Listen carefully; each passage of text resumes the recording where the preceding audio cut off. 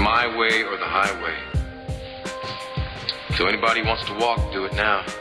We've got entirely too many troublemakers here. I'm your huckleberry. I'm your huckleberry. Groovy.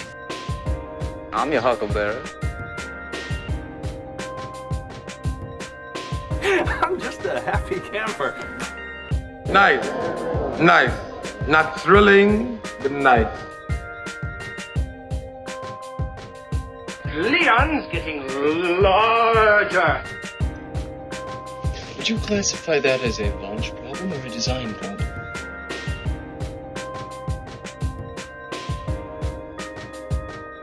Why don't you just sit there and bleed a while before you taste some real pain? Take off, eh? I am a HAL 9000 computer. I was thinking of the immortal words of Socrates, who said,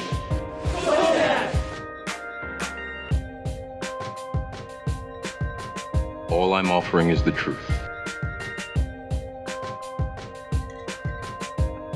Groovy. I'm dead sexy. I was A lot of very bad things are happening in Nicaragua.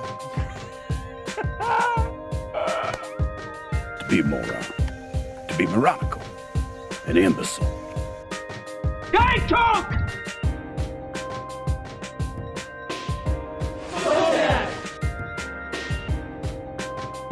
Sportos, motorheads, geeks, sluts, bloods, wastoids, dweebies, dickheads.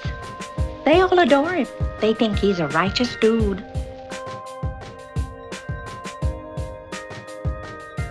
Drop your shorts and bend over, Mr. Babar.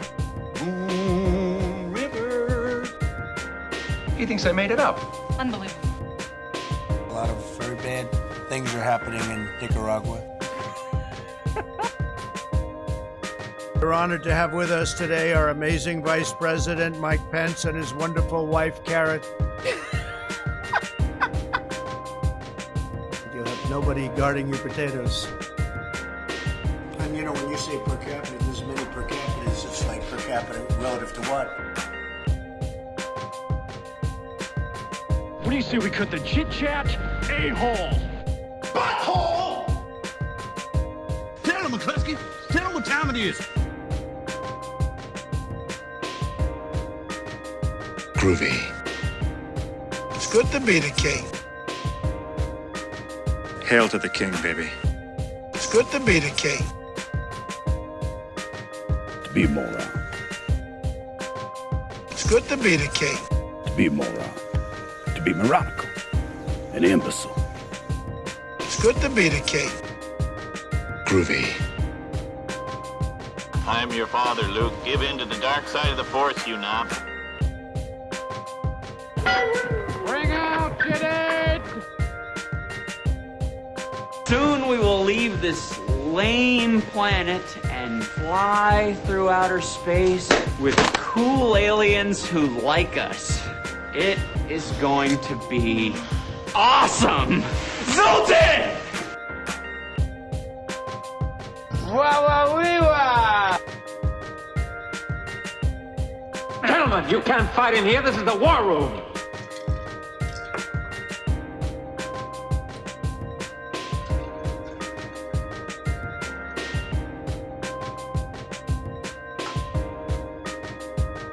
welcome to the real world.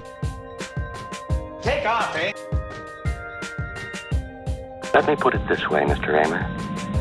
The 9000 series is the most reliable computer ever made. No 9000 computer has ever made a mistake or distorted information. We are all, by any practical definition of the words, foolproof and incapable of error.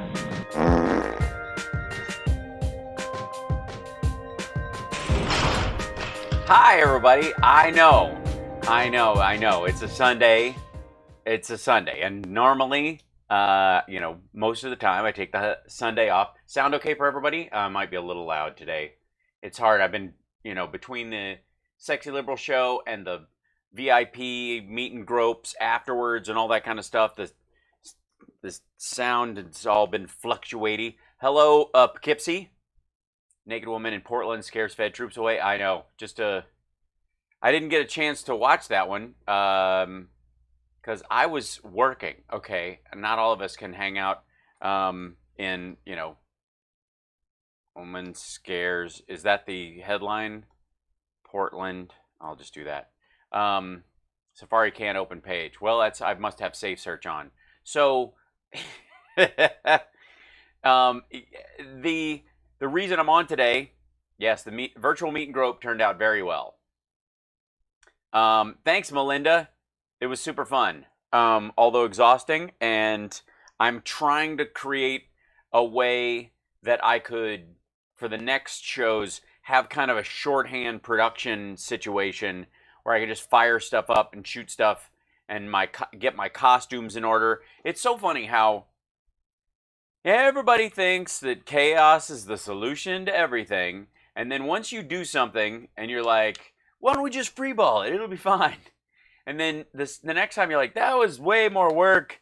Maybe let's try and organize some stuff for next time so we're not staying up so late trying to do. And then by the fourth one, you're like, we need a costume department and we need a prop department. And they must be very different things. We can't have two people running those things. They're too similar and the communication breaks down. And we need a special effects department. And the people shooting the camera for the special effects need to be different than the people who are shooting the narrative camera stuff. We need it entirely, like, you totally understand. Oh, hi, Carl. Don't drive off a cliff. You can probably just listen to this one today because sonically it should be as good. There will be a little bit of visual stuff that I'll try and relate just in case I can relate. Or you can just watch it later. There's nothing wrong with that whatsoever. It's midnight in Norway. That sounds like a movie. Midnight in Norway. I can't wait to go to Norway. When this is all over, I swear to God, when this stupid virus has been quelled and there is a setup to make sure that it's, you know, either there's a permeate vaccine or there's enough treatment available where there's less of a concern about this, I'm going to be traveling the world for like a year straight. I won't miss my show, don't worry. But I will be all over the goddamn place to make up for all the lost travel that we all have had to not do. Because there's never before, yes, Nerd Halen World Tour, I insist. First stop, Norway. That's it. I'm 100% for that. I have no doubt that Norway is spectacular. And like I said, my stepmother, my dad's wife, is Norwegian. So that's why I can say, Jesu nam gebitelbord spiese dreke padetord, which is the beginning of grace in Norwegian. Yeah, there you go. Thanks, Kevin. Hi, welcome. Sounds like a Dokken or Scorpions album. Yeah, Midnight in Norway. Totally. It's all encores that they did on the Norwegian tour. Please still do these live videos when this is over. Oh, no question. We will be transitioning into some sort of regularity. We won't be battening down the hatches on a psychotic president and a bunch of nonsense. We'll just talk about fun stuff. That's also crucial, but there you go. My dad's family came from Norway and Sweden. Lovely places. I missed London, Belfast, Ottawa, a lot of U.S. cities so far. Yeah. Am I going crazy? Was I dreaming seeing you joke about it the other day? Probably not. You probably weren't dreaming. I joke about nearly everything. Hal, your RBG skit was hilarious. I laughed so hard at that. Oh, that's great. Thanks. Yeah, I was trying to find a way to get Ruth Gordon into the show because Steph loves my Ruth Gordon impersonation. Go ahead, get yourself pounded in the head and turn you into a plant for the next 20 years so I can spend the next decade watering you. I love Ruth Gordon. You have no idea. So, I just want to go 5 hours north and see my granddaughter. Yeah, it's the little things. I created templates and systems for almost everything I do so I can be creative instead of wrestling with tools, which is why I love and respect you, Rob Glenn. That's and I have too in a bunch of these situations.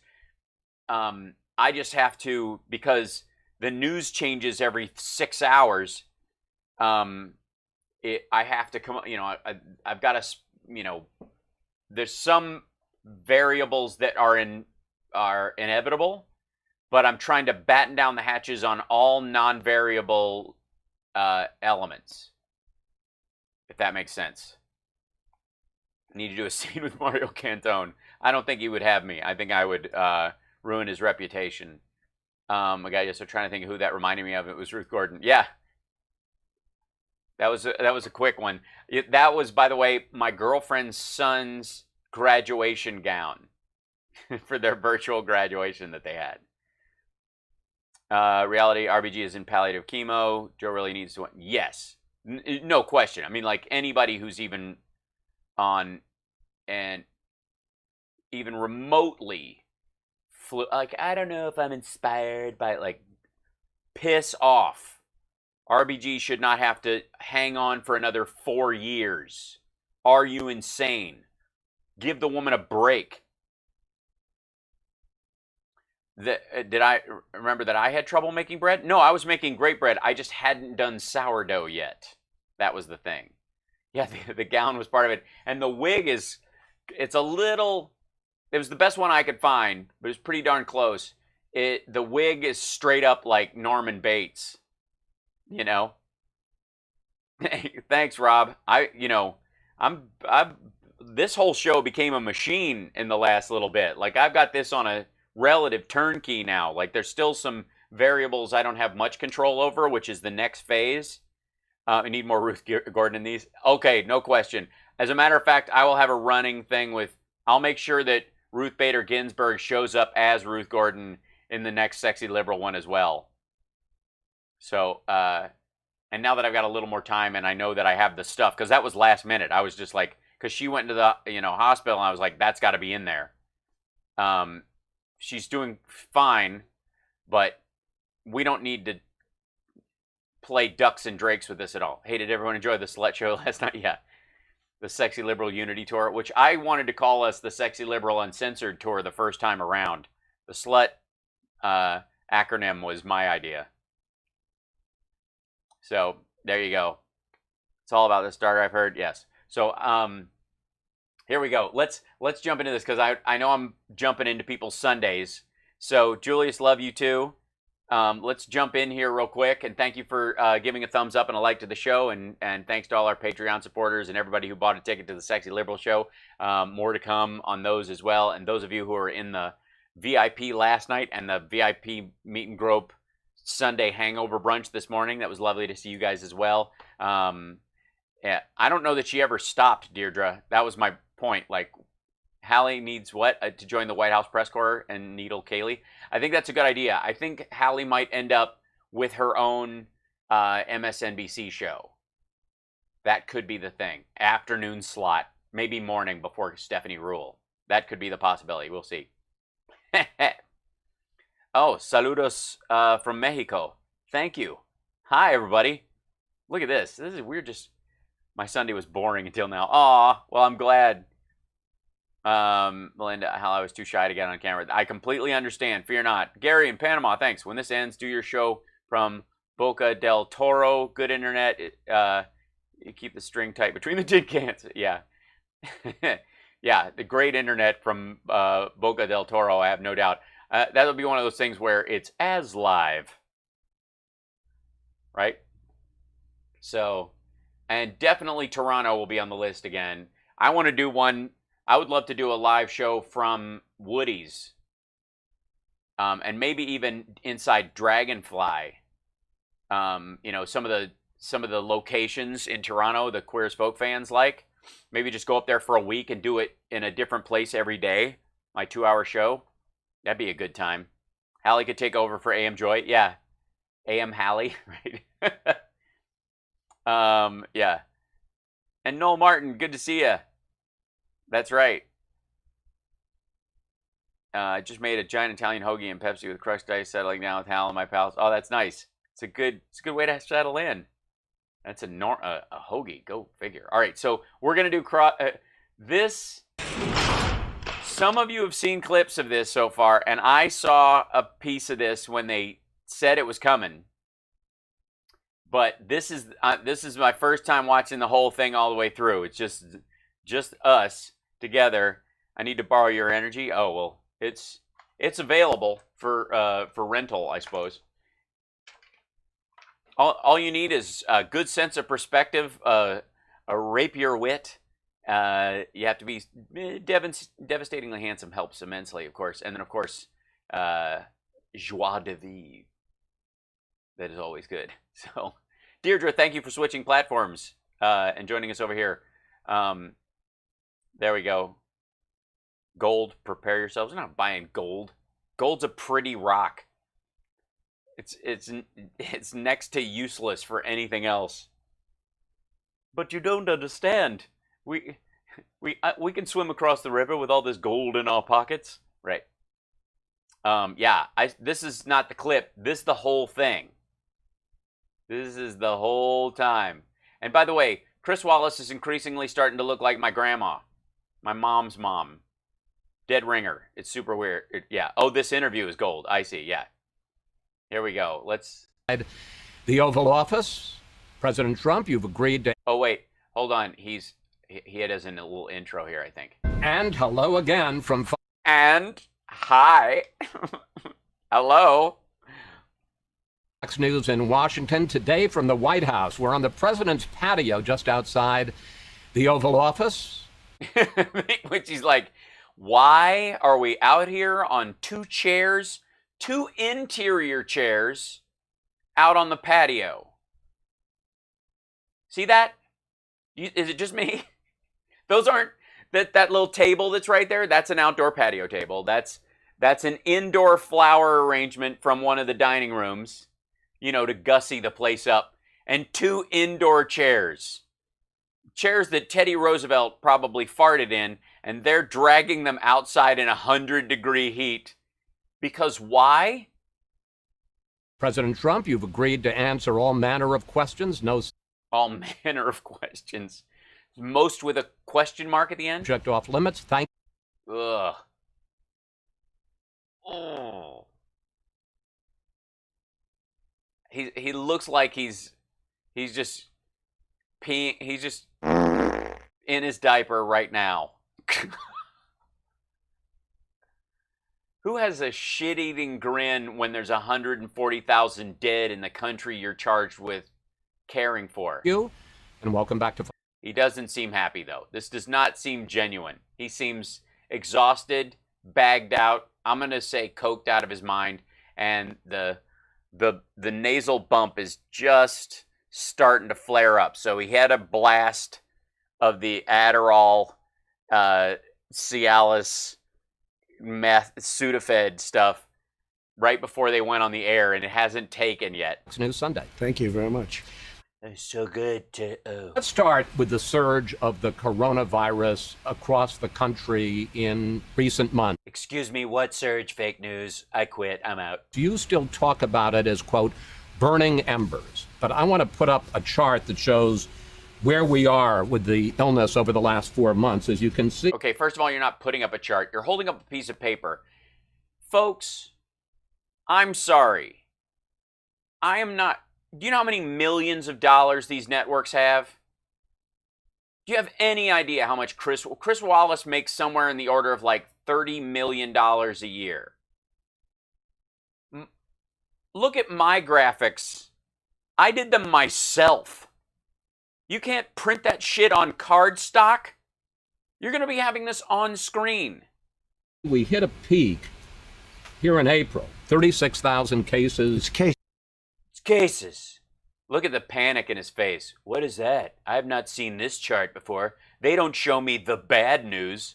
A day. Yeah, cases. Then it went down, and now since June, it has gone up, more than doubled. One day this week, 75,000 new cases, more than double. Chris, that's because we have great testing, because we have the best testing in the world. If we didn't test, you wouldn't be able to show that chart. If we tested half as much, those numbers would be down. But no, they wouldn't. They would be invisible. If we didn't have ICE, we wouldn't find any illegal immigrants. There wouldn't be any, no one would be illegal if we didn't have laws. Burning embers, sir. This is a forest no, fire. But I don't say. I say flames. We'll put out the flames, and we'll put out in some cases flames on my face, burning the burning embers. We also have burning embers. We have embers, and we do have flames. Florida became more flame-like, but it's more flame-like. He almost said flamey. Can I see? Yeah, I hope he has a Sharpie. Yeah, can I see that chart real quick? Look at that, flattened it, all good, no problems. It's going to be under control. And you know, it's not just... It's going to be under control. When? When everyone who can die of the disease does die of the disease? Because screw them? Good God. Lisa Miamore, thank you. This country, it's many countries. We don't talk about it in the news. You're not in charge of other countries.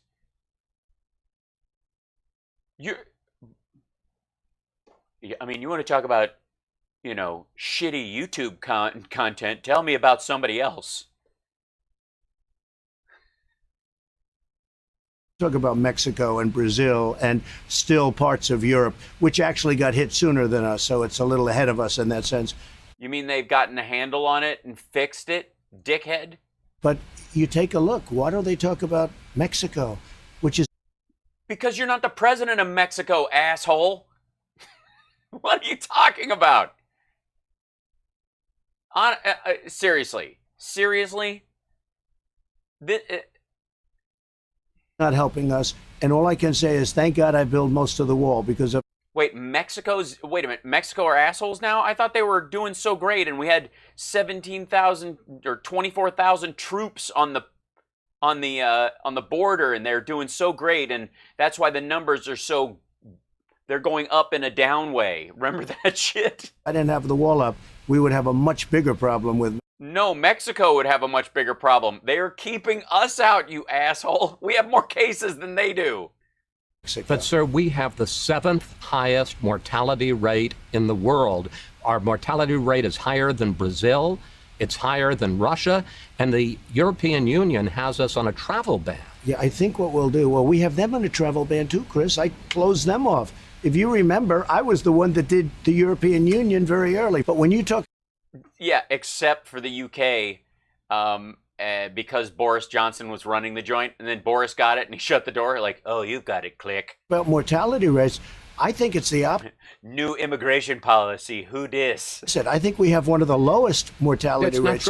Yeah, I don't give a shit what you think. Sir, we're going to take a look. We had 900 deaths on a single day. We will take a look. This week. Ready? You can check it out. Could you please get me the mortality rate? Yeah. Kaylee's... Look how sweaty he is right now. Look at that glistening nonsense. Have it indoors. You can't be doing this outdoors because you think it makes your hair look good, because it looks like a rat's nest. He's got random flyaways. Nobody cares. He's got that weird sweat sweep fender look on the side that's sprayed really friggin' hard. Because it... Can you go get me the dead people numbers? Right here. I heard we had one of the lowest, maybe the lowest mortality rate. I heard, listen to this. I heard we had one of the lowest, maybe the lowest. Anywhere in the world. You have the numbers, please? Because I heard we had the best mortality rate. Oh, yeah? So it's your fault for lying to me. My staff is lying to me. That's what it is. Please speak of similarly situated countries, as Dr. Burke's pointed out. See, look, paper. We don't have any dead people. Look at this piece of paper they printed up. And this is... Oh, my God. Number one low mortality rate. I hope you show the scenario because it shows what fake news is all about. Okay, I don't think I'm fake news, but we'll put we'll put our stats on. You said we had the worst mortality rate in the world. I and said we have you the No, he didn't. He said the 7th, and you said we had the best. You weird, sweaty, orange, My Pillow-looking bastards. All right, it's a little complicated. So they stopped for a second to clear up what they did and compare their chart to the chart he showed. But bear with us. We went with numbers from Johns Hopkins University, which charted the mortality rate for 20 countries hit by the virus. The U.S. ranked 7th, better than the United Kingdom, but worse than Brazil and Russia. The White House went with this chart from the European And India, by the way, which has 1.3 billion people in it. CDC, which shows Italy and Spain doing worse, but countries like Brazil and South Korea doing better. Other countries doing better, like Russia, aren't included in the White House chart. By the way, Iceland is saying, "Take that, bitches." California, locking down again. Florida, deadliest day of the entire pandemic. Hospitals at capacity in a number of places around the country. Shortages of testing, shortages of personal protective equipment for nurses and doctors. A lot of people say this is because we don't have a national plan. You talk about states. We don't have a national plan. Do you take responsibility for that? Look. Oh, yeah. I've seen a little piece of this. At first he's like, of course I take responsibility, but the governors have really screwed the pooch. I take responsibility always for everything because... No, he doesn't. I mean, do we have to play the, I don't take responsibility for that? It's ultimately my job, too. I have to get everybody in line. Some governors have done well. Some governors have done poorly. They're supposed to have supplies. They didn't have. I supplied everybody. Now we have somewhat of a surge in certain areas, and in other areas we're doing great. But we have a surge in certain areas. Yeah, that's why you need a national policy, you asshole. And one of the states that are doing great are the blue states that have been locking their shit down. But you don't hear people complaining about ventilators. We've got all the ventilators we can use. We're supplying them to other countries. We go out. That's because they now know ventilators are a last resort, and even then it's not good. We need the ECMO machines. To parking lots and everything. Everybody gets a test. No, not everybody gets a test. They run out of supplies at these things at 9 o'clock in the morning after they open at 8 o'clock. Find if we did half the testing. With all of that being said, I'm glad we did it. This is the right way to do it. I'm glad we did what we're doing. But we have more tests by far than any... Did he, is that a bug or... country in the world. Okay, first of all, we have more what? I'm glad we did it. This is the right way to do it. I'm glad we did what we're doing, but we have more tests by far than any country in the world. But sir, testing is up 37%. Well, that's good. I understand. Yeah. Now, here comes the math part, okay? You ready? Okay. Stay focused. You got eyes stay locked. One subject at a time. Try to keep, The cases are up 194%. It isn't just the testing has gone up, it's that the virus has spread. The positivity rate has increased. Many the of virus those is cases, worse than it was. Many of those cases are young people that would heal in a day. They have the sniffles, and we put it down as a test. Okay, you mean put it down as a case. Secondly, they don't heal in a day. They don't have the sniffles and they heal in a day. They carry the disease around and spread it to other people. And it takes 2 weeks for those people to figure out and find out that they've had it. And by the time they have it, it's already it's turning their lungs into broken glass. Of them. Don't forget, I guess it's like 99.7%. People are going to get better. And in many cases, they're going to get better very quickly. No. 60 to 80% of people have mild or asymptomatic. That means 20% of the people that get it are going to need to go to the hospital. If you let it spread like crazy, then you fill up all the hospitals. And there's still tons of people who are dying of other shit. That's the hard part. This is the part he's completely incapable of grasping, is that if you let this roll through the country, the number of people who go into the emergency room with this and require any kind of medical intervention to not die take up ICU beds and regular beds from people who also have strokes and heart attacks and aneurysms and asthma attacks and are poisoned or fall down a flight of stairs or are hit by a car or shot. Like, hospital shit. We go out and we look, and then on the news, look, if you go back to the news, even your wonderful competitors, you'll see cases are up. You should sweat more. I recommend sweating more. Cases are up. Many of those cases shouldn't even be cases.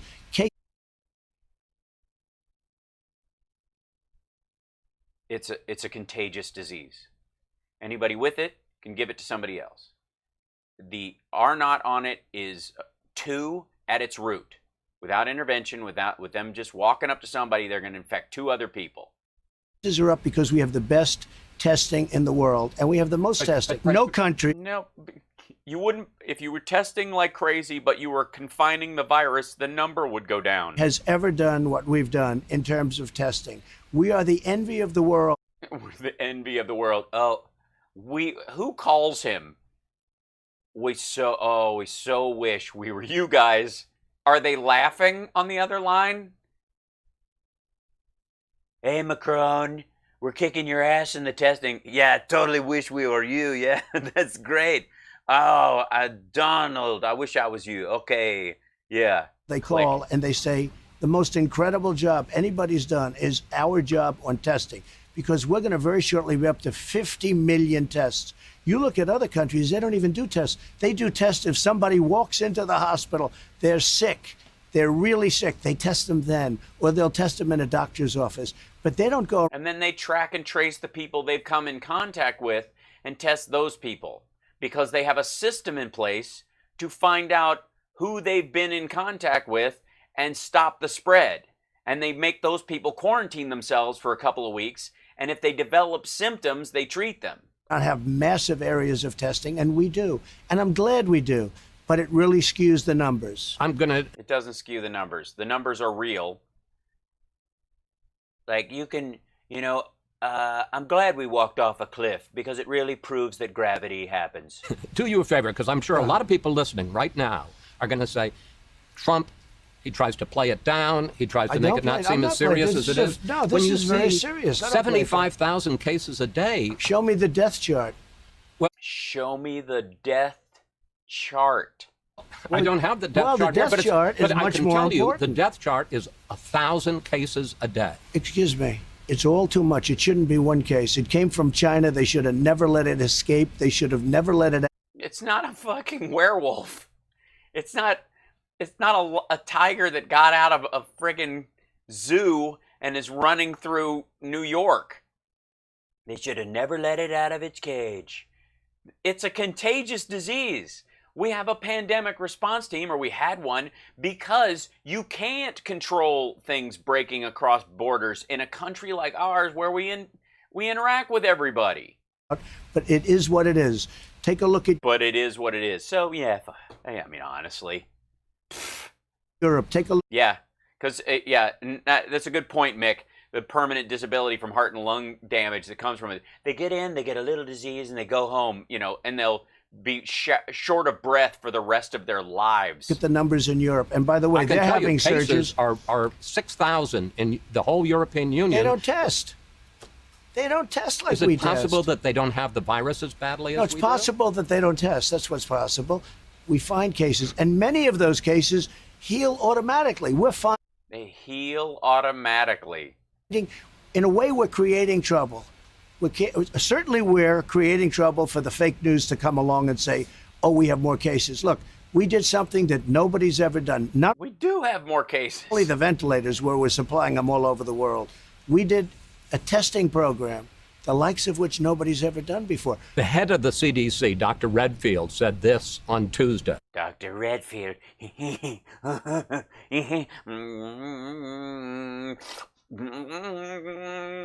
I do think the fall and the winter of 2020 and 2021 are going to be probably one of the most difficult times that we've experienced in American public health. Do you agree with Dr. Redfield? I don't know, and I don't think he knows. I don't think anybody knows. I don't know. I don't think he knows. I don't think anybody knows.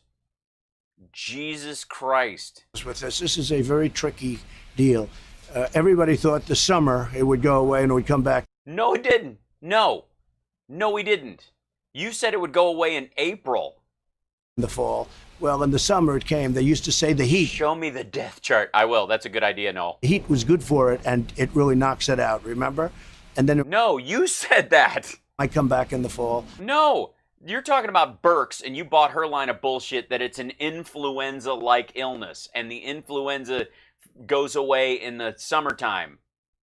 So they got that one wrong. They got a lot wrong. No, you got that one wrong. What do you mean they? Who the shit is they? They got a lot wrong. The World Health got a tremendous amount wrong. They basically did whatever China wanted them to. and we'll save now almost $500 million a year, which is nice. But yeah, it's great. It's totally worth saving $500 million a year. When this single pandemic has cost us $6 trillion. Health got a lot wrong. But this is one of the sharpest criticisms of you. I agree. People say... I agree. That's not what he's saying. It's one of the sharpest, as it hurts the most. That's what you mean? It nearly pops my balloon. This really pops my balloon.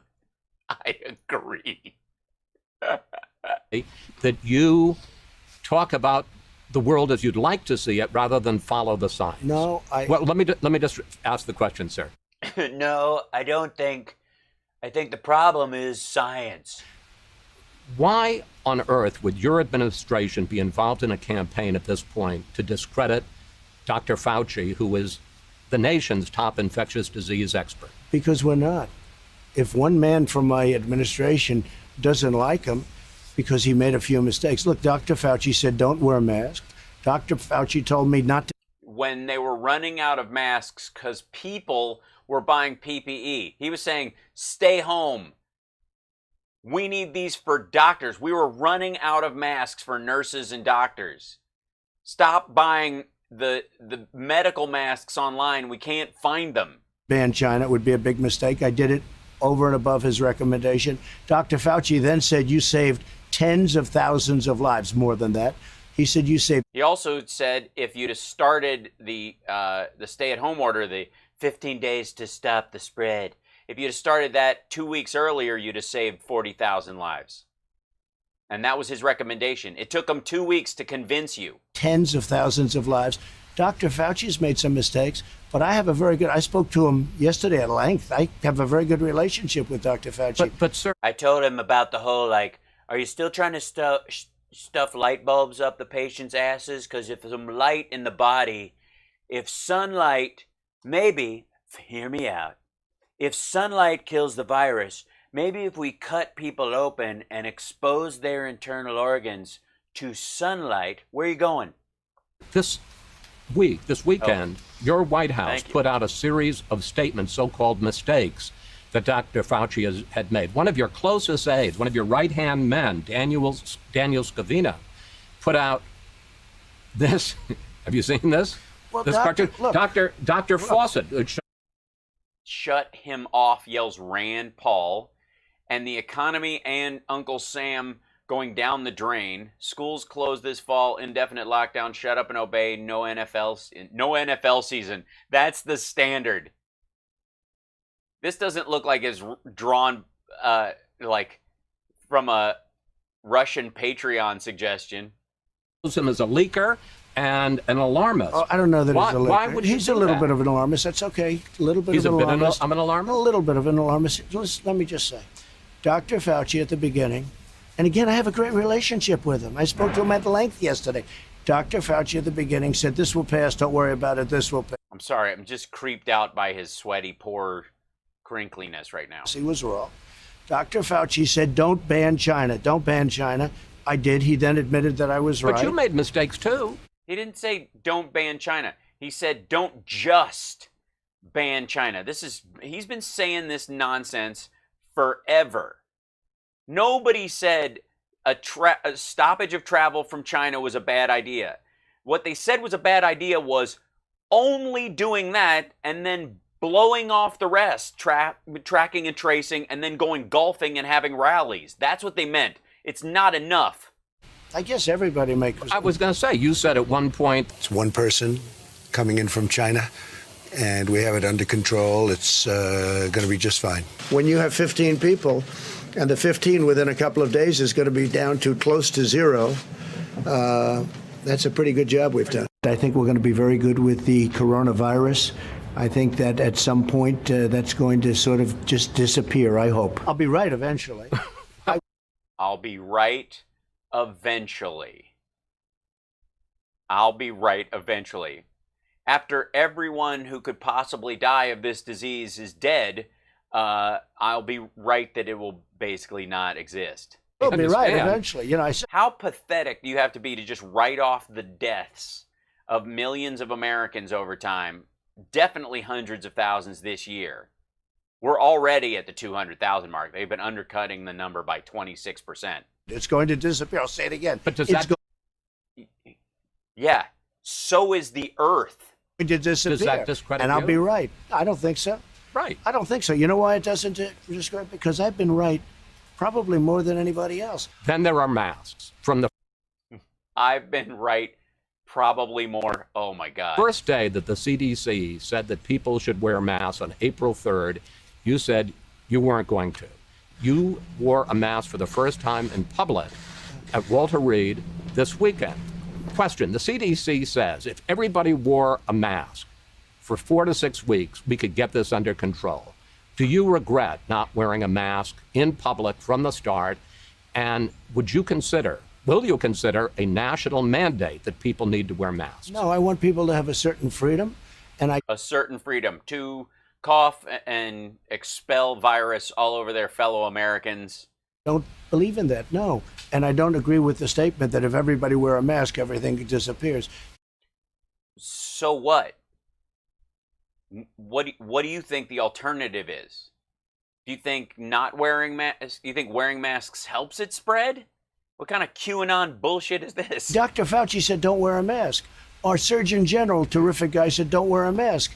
In the very beginning, when we were running out of masks, they told everybody to stay home. Everybody was saying don't wear a mask. All of a sudden, everybody's got to wear a mask. And No, they were saying also, by the way, and we recall this, we were all streaming when this shit was going down, was the CDC was going, masks alone won't stop the spread. They don't perfectly form fit to the face. The particles can get inside. They can still get into your eyes. They can still get into your ears.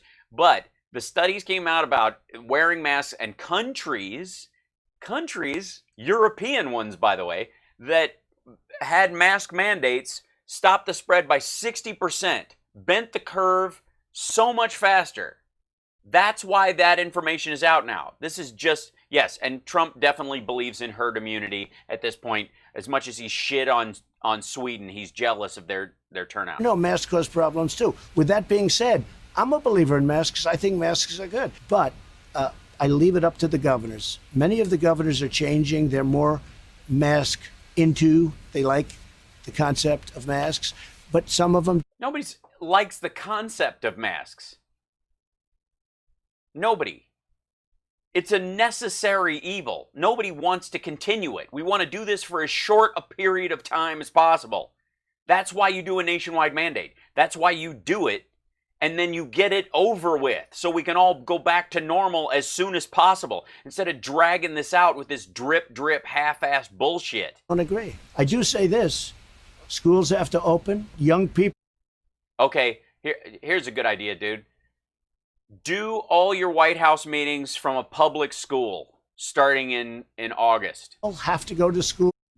Move the White House and its entire apparatus to a different public school every week. And there's problems when you don't go to school, too. And there's going to be a funding problem because we're not going to fund, when they don't open their schools, we're not going to fund them. We're not going to give them money if they're not going to school. Yeah. Hi, kids still have to be educated. They still do online sessions. They still have to adapt the online sessions during the time that they are closed down so that kids can have uninterrupted education during that time because it's about the kids, not some asshole local politician. Why would you punish children because you politically disagree with the adults in their area? If they don't, we're not giving any money to these children. Open 2 points on that. Because we're pro-America. America first in illiteracy. First of all, what the federal government gives is 8%. It's 10%. And you know what? That's a lot of money. And you're going to take them. You know where the money goes? It goes overwhelmingly to disadvantaged kids and children with disabilities. Let the schools... Why wouldn't you send more money so the schools would be safer? Let the schools open. Did you ever see the statistics on young people below the age of 18? The state of... Yeah, they don't die of it at the same rate that older people do, but they carry it. New Jersey had... They just had 80 babies diagnosed with COVID-19 in in Texas, you know, that big blue state. Thousands of deaths. Of all of these thousands, one person. No, that's New Jersey. There's been a lot of other people under the age of 18 dying. Below the age of 18. No, that was New Jersey. Entire state. One person. And that was a person that had, I believe you said diabetes. One person below the age of 18. So you should be worried, is what you're saying. Died in the state of New Jersey. During all of this, you know, they had a hard time. And they're doing very well now. So, that's it. Yeah, blue state, blue governor. Some governors are more talented than others. Sure. Hold on one second. I'm going to bring something up. If you don't mind, give me 1 second. COVID deaths by age US. Okay, so let's see. Provisional, let's see. This is the CDC's thing. COVID-19 death counts by age. Let's see what we got here. Do they have the data? Let's see.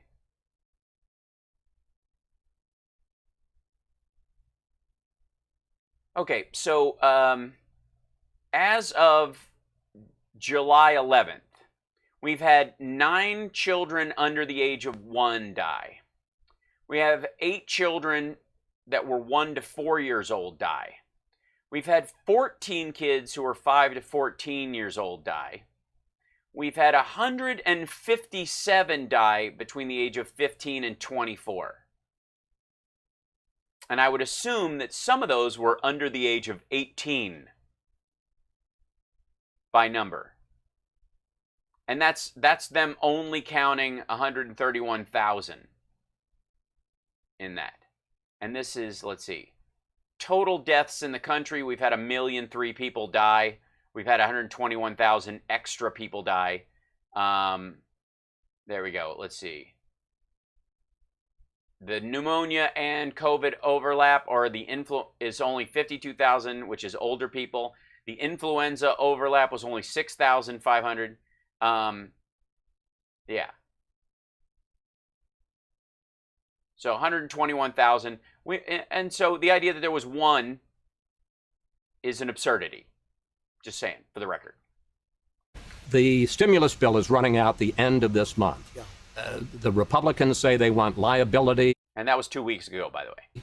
Limits, which the Democrats don't like. You which we had no school during that entire time as well. Say that you want a payroll tax cut, which even some Republicans are cool to. Well, a lot of Republicans like it, though. Will you only sign a bill that has those two provisions? Well, we're going to see, but we do need protections because businesses are going to get sued just because somebody walked in. You don't know where this virus comes from. They'll sit down at a restaurant. They'll sue the restaurant. The guy's out of business. Right. So we do need some kind of a immunity. Yeah, that stuff's already in most of the bills presented. Nobody. You do need it, just like you need immunity for the police, okay, whether they like it or not. You need immunity for the police. But they do need a form of immunity. You don't know if they caught it, and nobody's ever going to be able to prove it one way or the other. You can't put these, the people out. Look, the Democrats don't want to do that because they're totally captured by the lobby of lawyers. The lawyers' lobby is probably the most powerful in the country. What about the payroll tax cut? I want to see it. I want to see it. And if it isn't in the bill?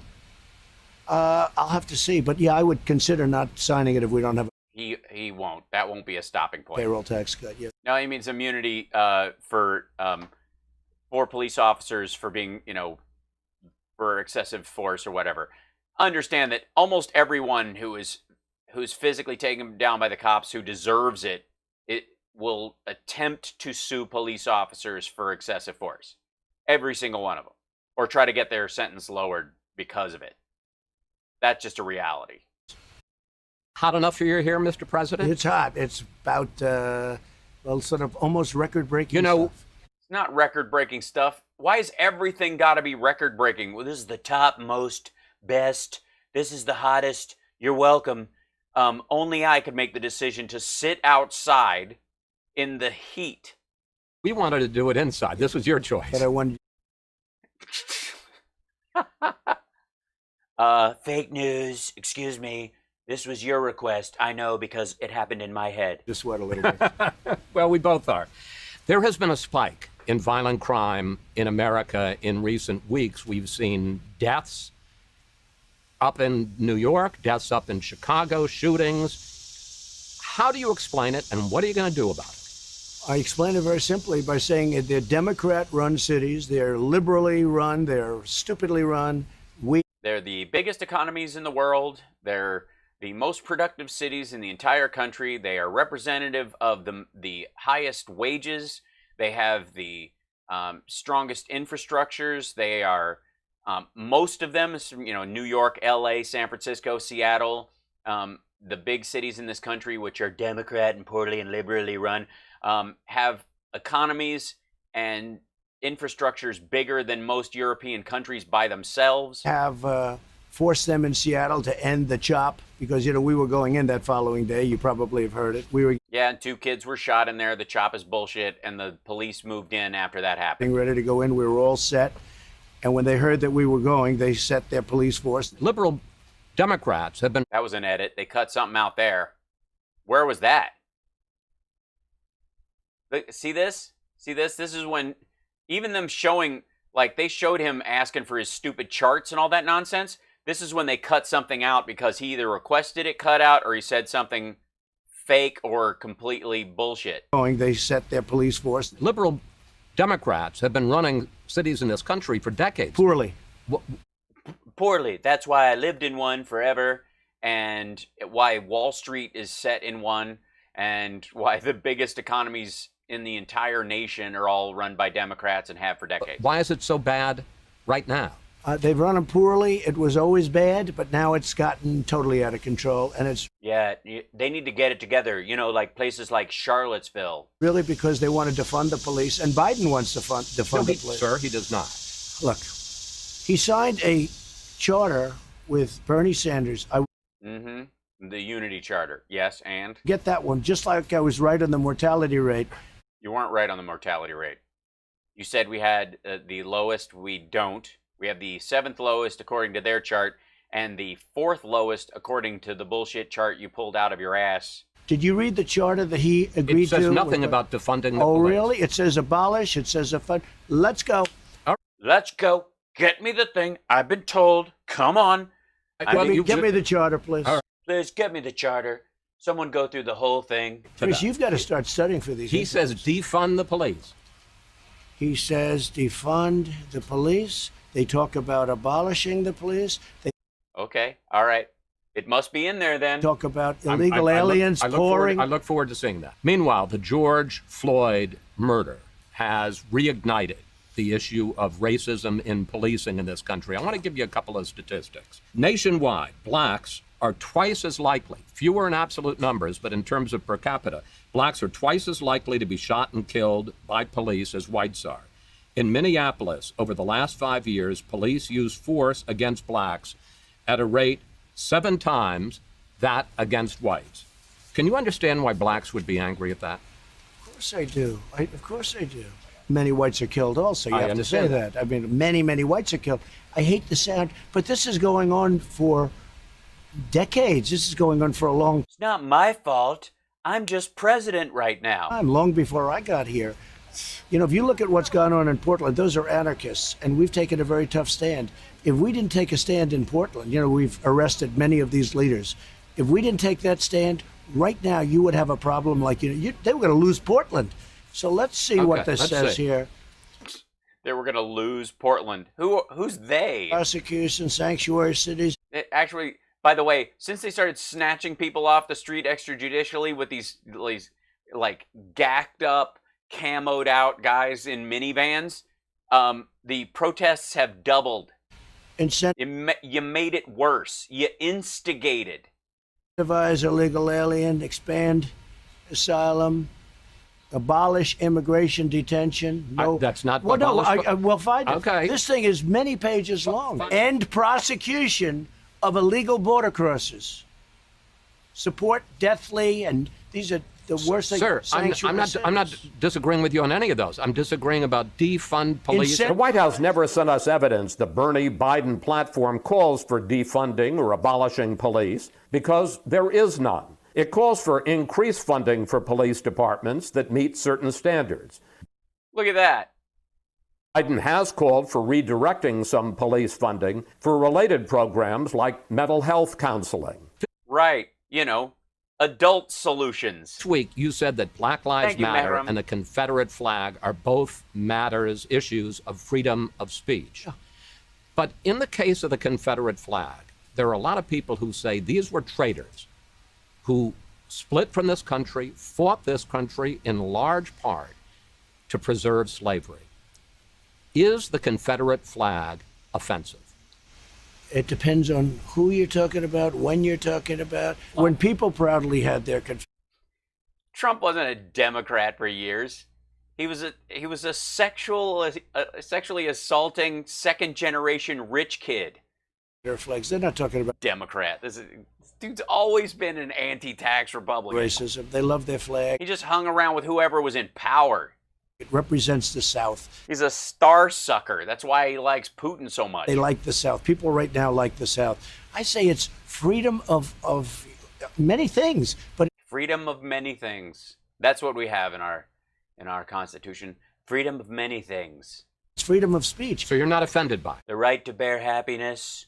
Well, I'm not offended either by Black Lives Matter. That's freedom of speech.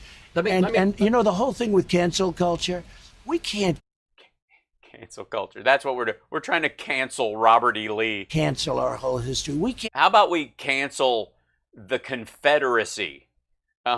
Is that what the North was doing? Were the Union troops just part of cancel culture? Forget that the North and the South fought. Yeah, they did. And the North canceled the South. You have to remember that. Otherwise, we'll end up fighting again. Yeah, it's in history books, asshole. We can all take a class. They don't get to have a statue on our land when they lost. You can't just cancel all of it. But let me ask you this when it gets... You're not canceling anybody. Move the shit indoors if you want to keep the statues because they were up for a while. Have your Daughters of the of the Confederacy Museum in Alabama.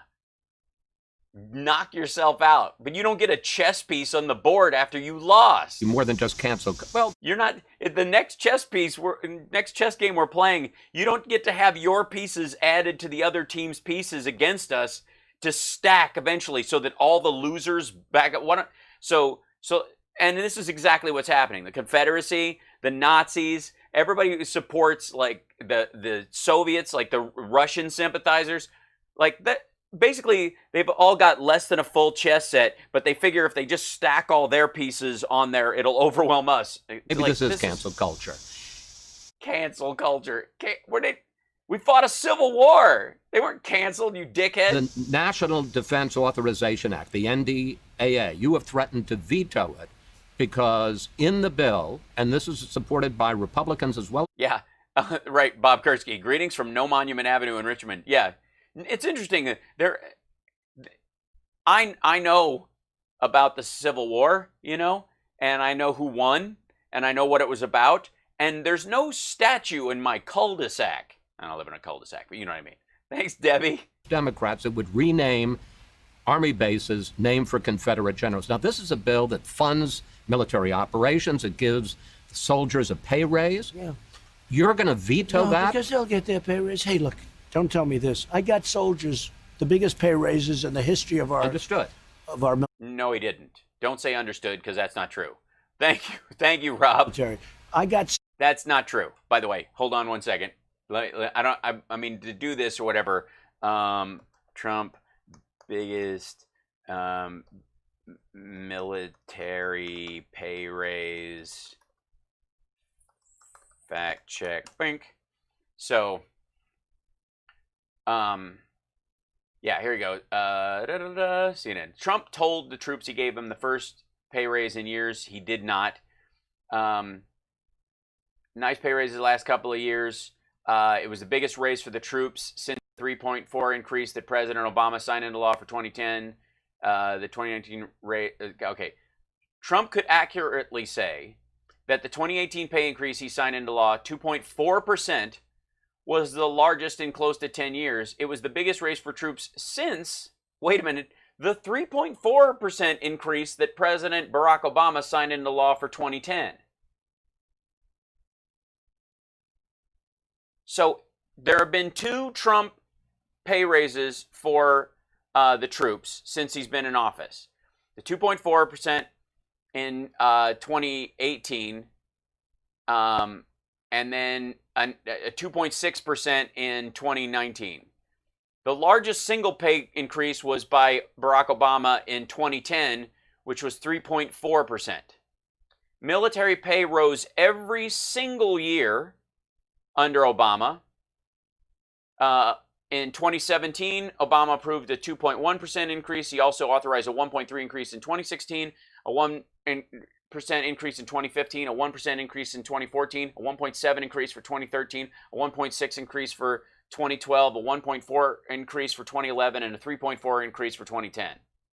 So there was at least a percentage raise every single year, and the largest increase was under Barack Obama in 2010. It was a 3.4% increase. Trump has done 2 increases. It has not risen every single year. The Obama 2.1 increase was for 2017. It was approved under Barack Obama. Trump's were 2.4 in 2018, 2.6 in 2018. There has been no 2019 one pay increase on record that I can see so far. But the biggest one, the largest increase was Barack Obama 2010. Largest military pay increase in a single year happened under Barack Obama in 2010. They're going to veto that? Because they'll get their pay raise. Hey, look, don't tell me this. I got soldiers, the biggest pay raises in the history of our... Understood. No, not understood. Lie. Of our military. I got soldiers, brand new equipment, brand new jets, brand new rockets, brand new $2.5 trillion. I did more for the military than any president that's ever had this you're office. Going to veto this because bill? I think that Fort Bragg, Fort Robert E. Lee, all of these forts that have been named that way for Robert E. Lee, Fort Fleur de Lis, a long time, decades and decades. But the military says they're for this. Excuse me. I don't care what. I don't care what the military's for. Military says. I'm supposed to make the decision. Fort Bragg is a big deal. Yeah, and there are soldiers who serve there, who have prepped there, gone to war there, who Bragg himself would have not allowed to be citizens of the country. There are lots of people we could name those bases after that have been were not seditious. Won 2 world wars. Nobody even knows General Bragg. We won. Well, we should, and we shouldn't name the place after him, and we should care and know about the people that we name these bases after. 2 world wars. Go to that community where Fort Bragg is, in a great state. I love that state. Go to the community. Say, how do you like the idea of renaming Fort Bragg? And then what are we going to name it? Name it after some of our heroes, some of the people who won. You always talk about Patton. You always talk about McCarthy, or MacArthur, rather. Not McCarthy. I know, John McCain. You going to name it after? He's a war hero. He's a POW.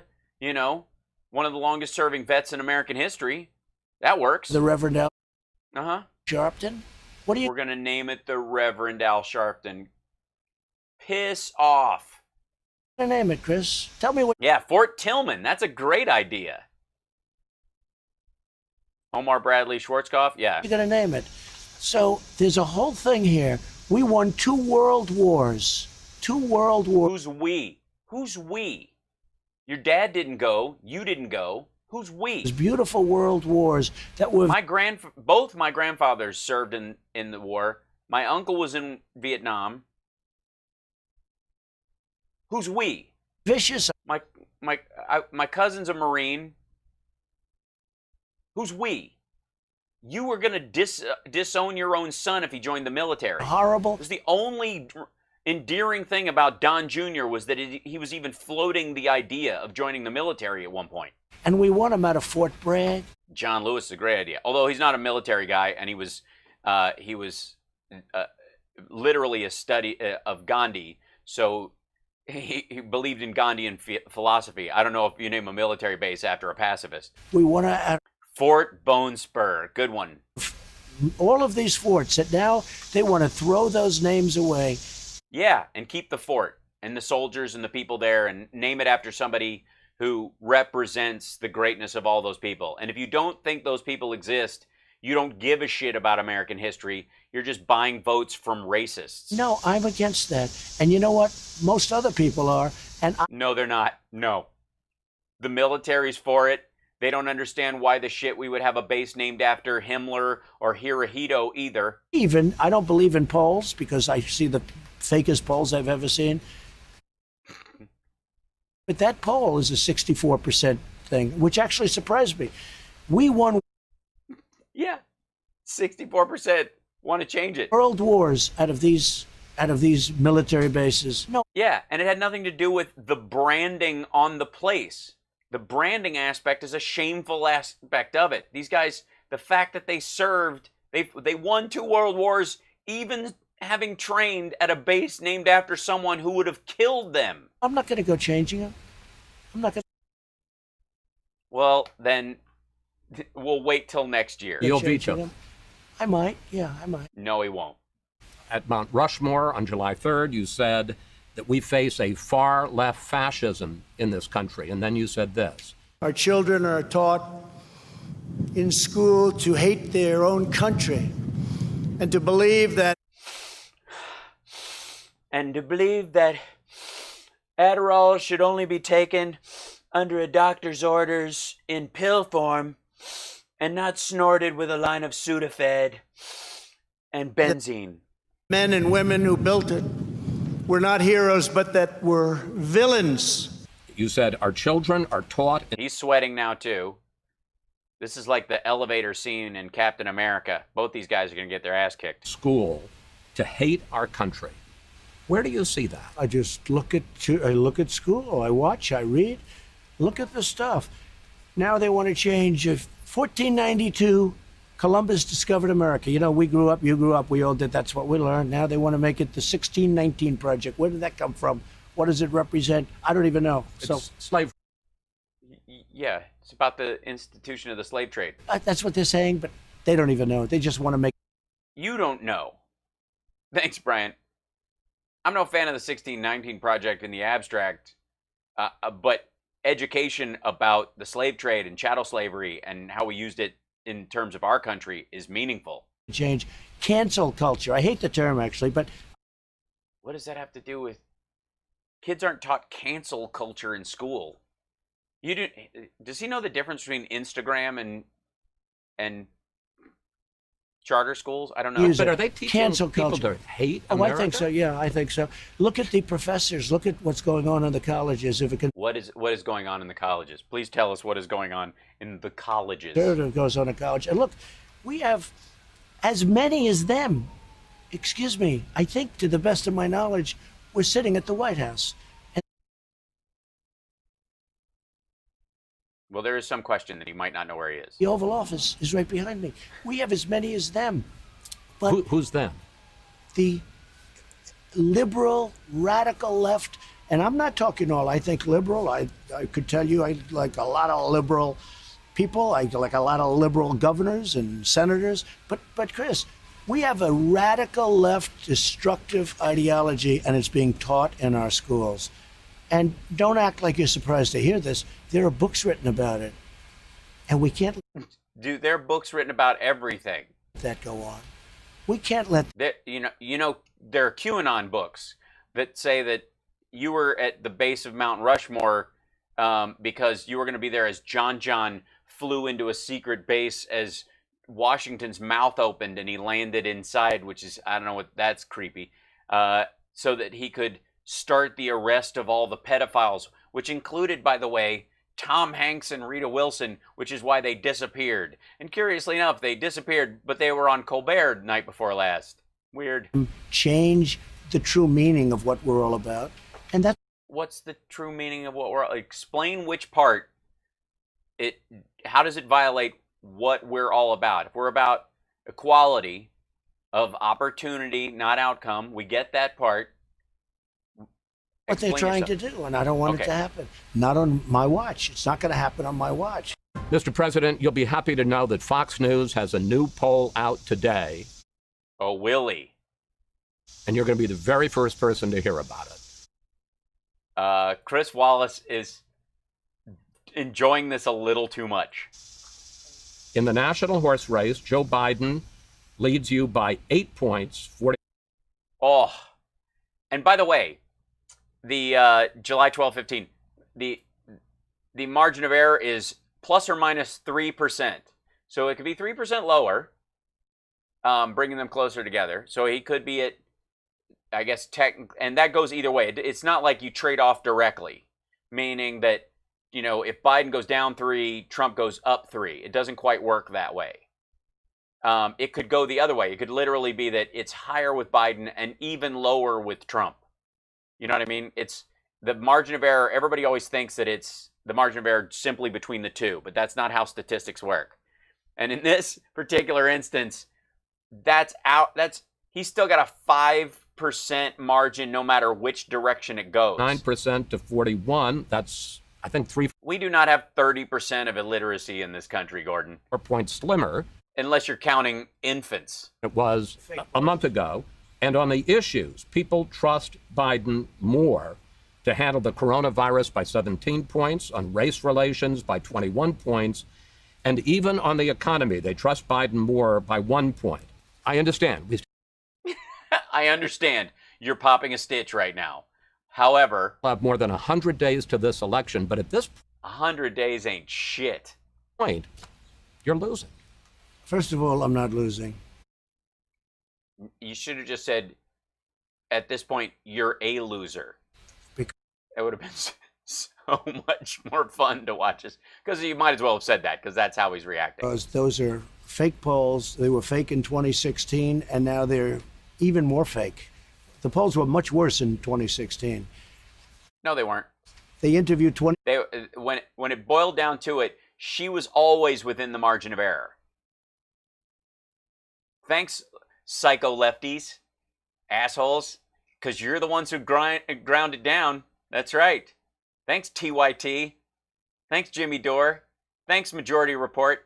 It wasn't the right that was banging on Hillary and driving her polls down. No, it wasn't the right that didn't show up and have those 78,000 blank votes. No.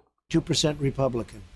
You're outside the margin of error with this one. Well, how do you do? Yeah, and she still won, right? 22% Republican. You see what's...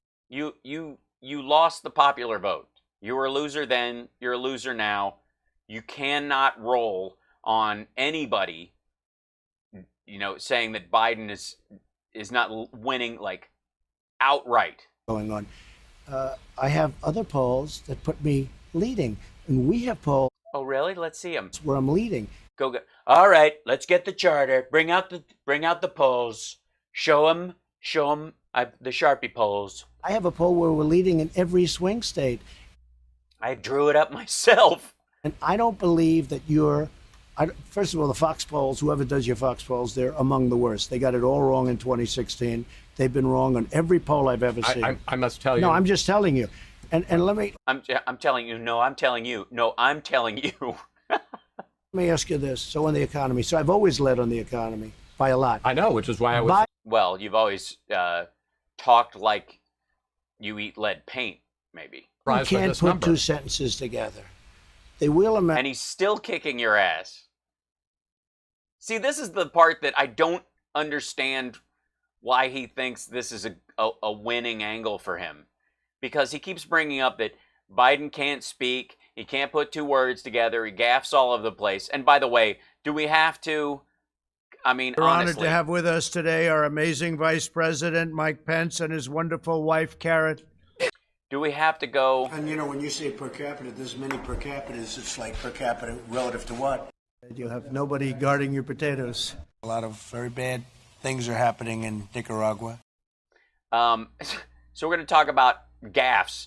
Meanwhile, this is his case, that he can't do anything, that Biden is ineffective, doesn't know where he is, hasn't left his bunker, even though, you know, he had listening sessions at a black church and he was outside wearing a mask during the pandemic, multiple times, talking to protesters. He later he did all kinds of stuff. He's still doing stuff outside.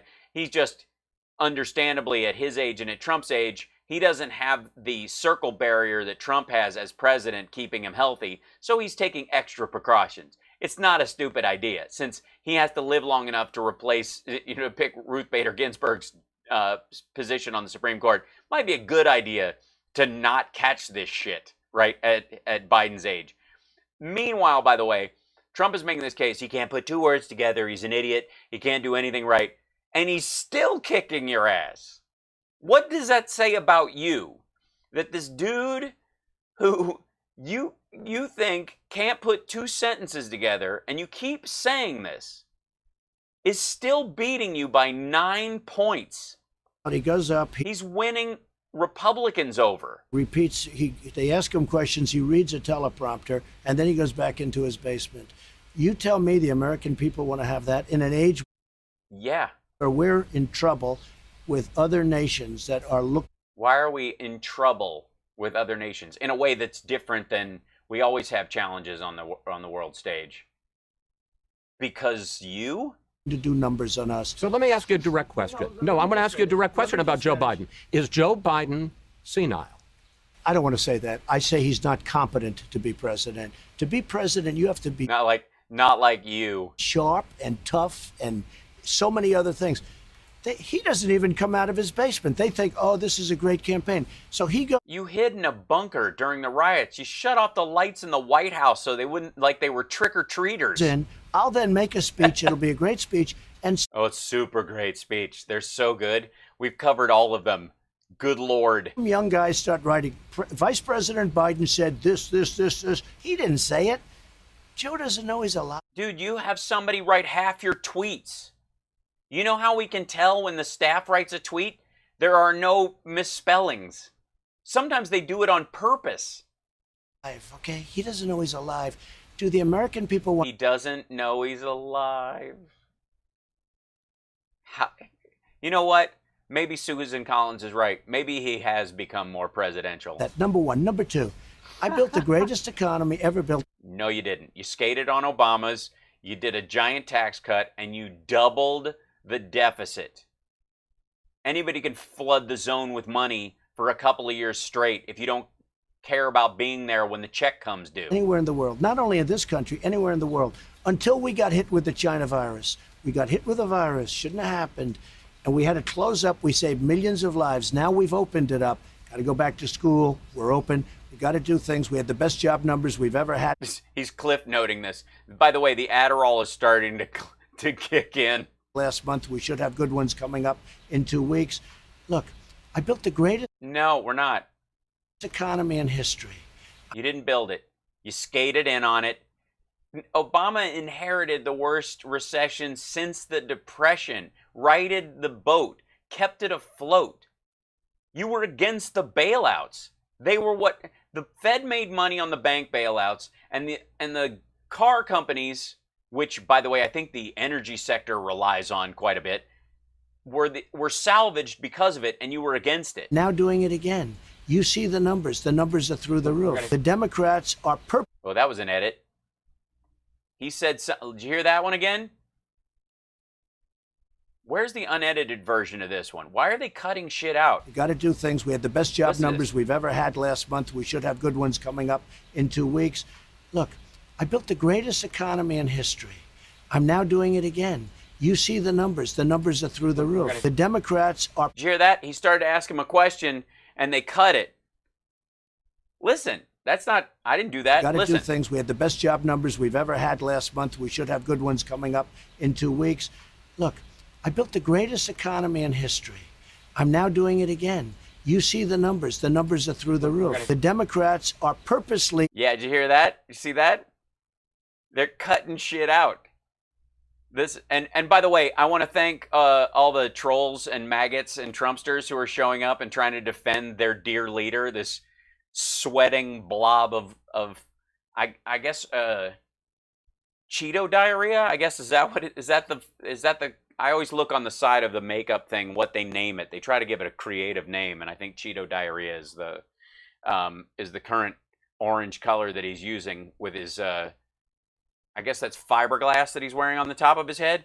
But I want to thank all the trolls who show up in here and boost my numbers. It's really helped over time, honest to God. It, you know, when it's just us, who want to have a good time and survive the pandemic and have a good laugh at the expense of our president until he's no longer in office, it gets a little lonely in here. So I appreciate you guys dropping by, because Facebook and Twitter, Periscope, and of course YouTube and even Twitch, they don't really care why you're watching, just that you're watching. So thanks very much. Keeping their schools closed, keeping...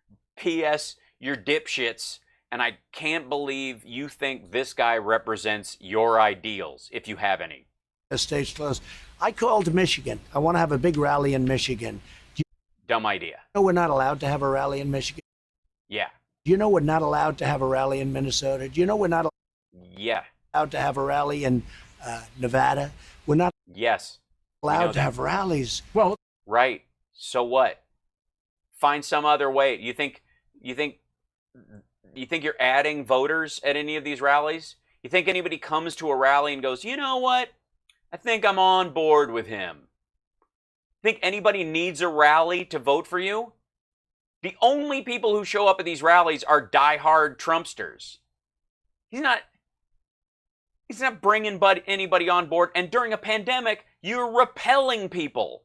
The idea, thank you, Cassie, the idea that you would increase your numbers through rallies is an absurdity.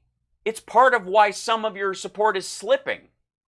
Because they're like, dude, stop having rallies. You're going to spread the disease. In these Democrat-run states. Wait a minute. Some people would say that it's a health risk. Some people would say fine. It is.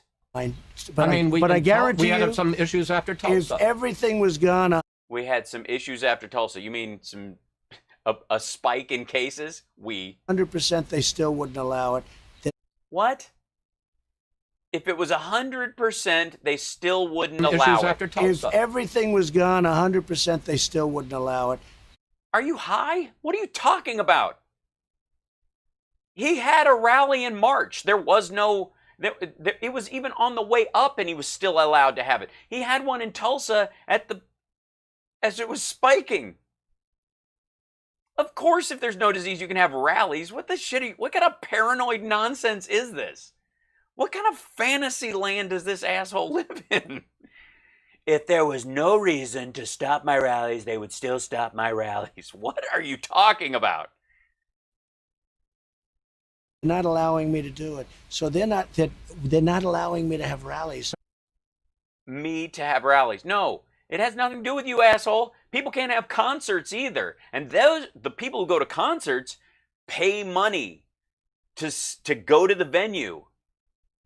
See, you just rent the venue, and there's no ancillary money made in the community because these assholes show up, see your thing, and split, or they're just the locals. But a concert, people come from all over, and they pay a ticket fee, and the city makes money and all kinds of stuff, but it's a free rally. You can't even fill one of these.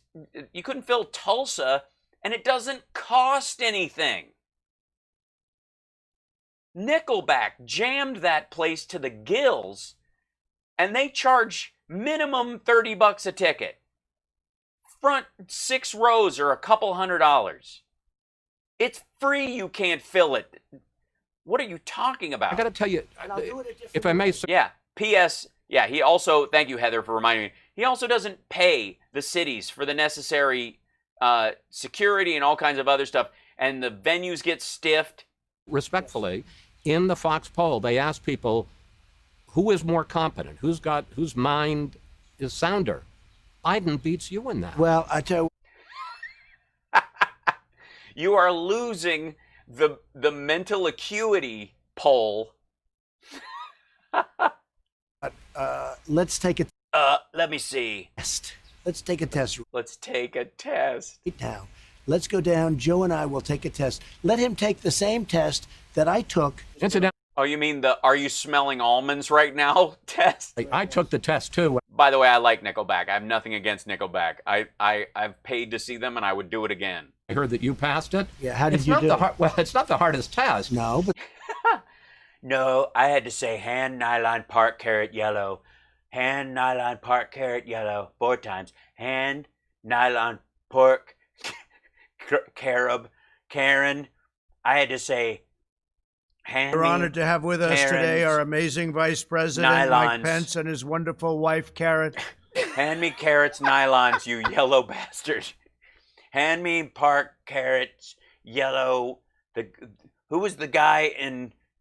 All I can think of is the villain in Sin City. There's a picture and it says, what's that? And it's an elephant. No.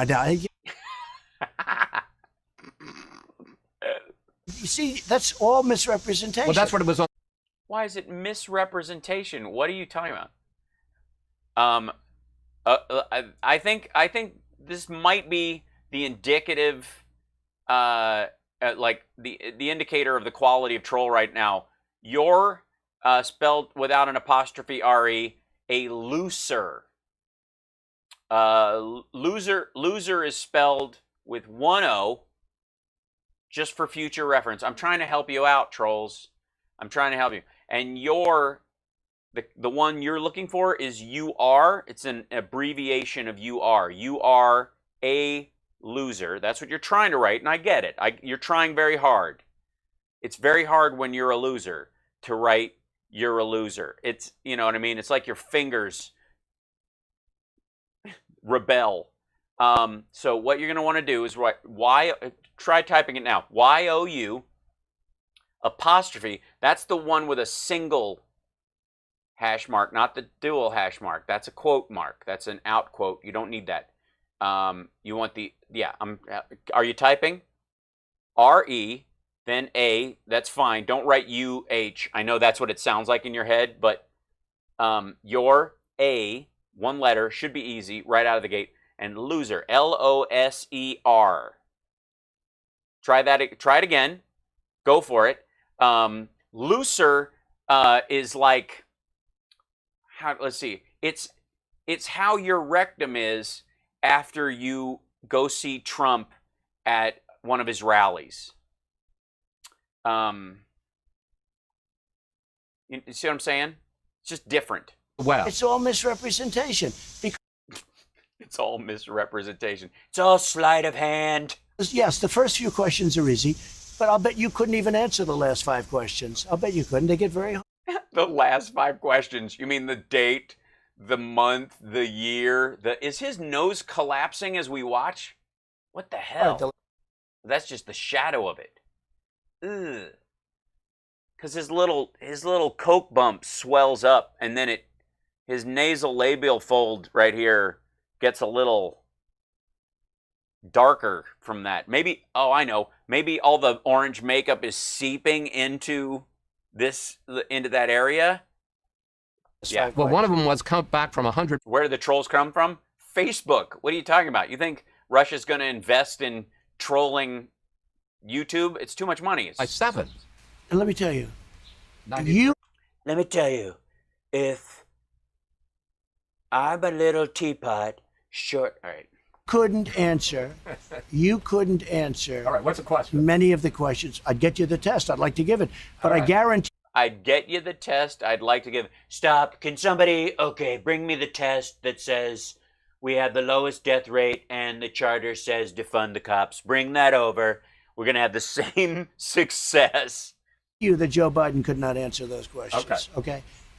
And really? I answered all 35. What? Okay. Here's the. Oh, they're going to show it, I think, on the screen. You talk about how you're winning, campaign's going well. Why did you replace Brad Parscale? Okay, they already jumped onto this. Hold on one second. I want to, because I brought up. Oh, that was gross. Let me see if I can find this real quick separately. I'll bring this down. Let me try to take this out of here. There you go. So that's the one. We want this guy right here. What is this? Oh, yeah. Good news, by the way. I was researching this earlier. This is a total jump over. But this was back in October, but it's actually making huge progress. They figured out the cause of MS, by the way. this rogue T cell. They figured out which one, and they know how to disrupt it without making it shut off entirely. So there you go. Let's see, is this one here? I gotta move this to, there it is. There you go. I'll put this back up. So there was, oh, thanks for the super chat. So in the, I'm gonna find this one page real quick.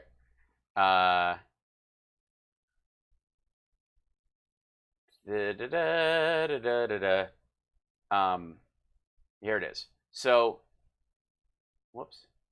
I hate how, like, Twitter just jumps all over the place. Okay, here we go. So this is, let's see if I can switch to this one now. So this is the test that Trump took. And it's, where are we?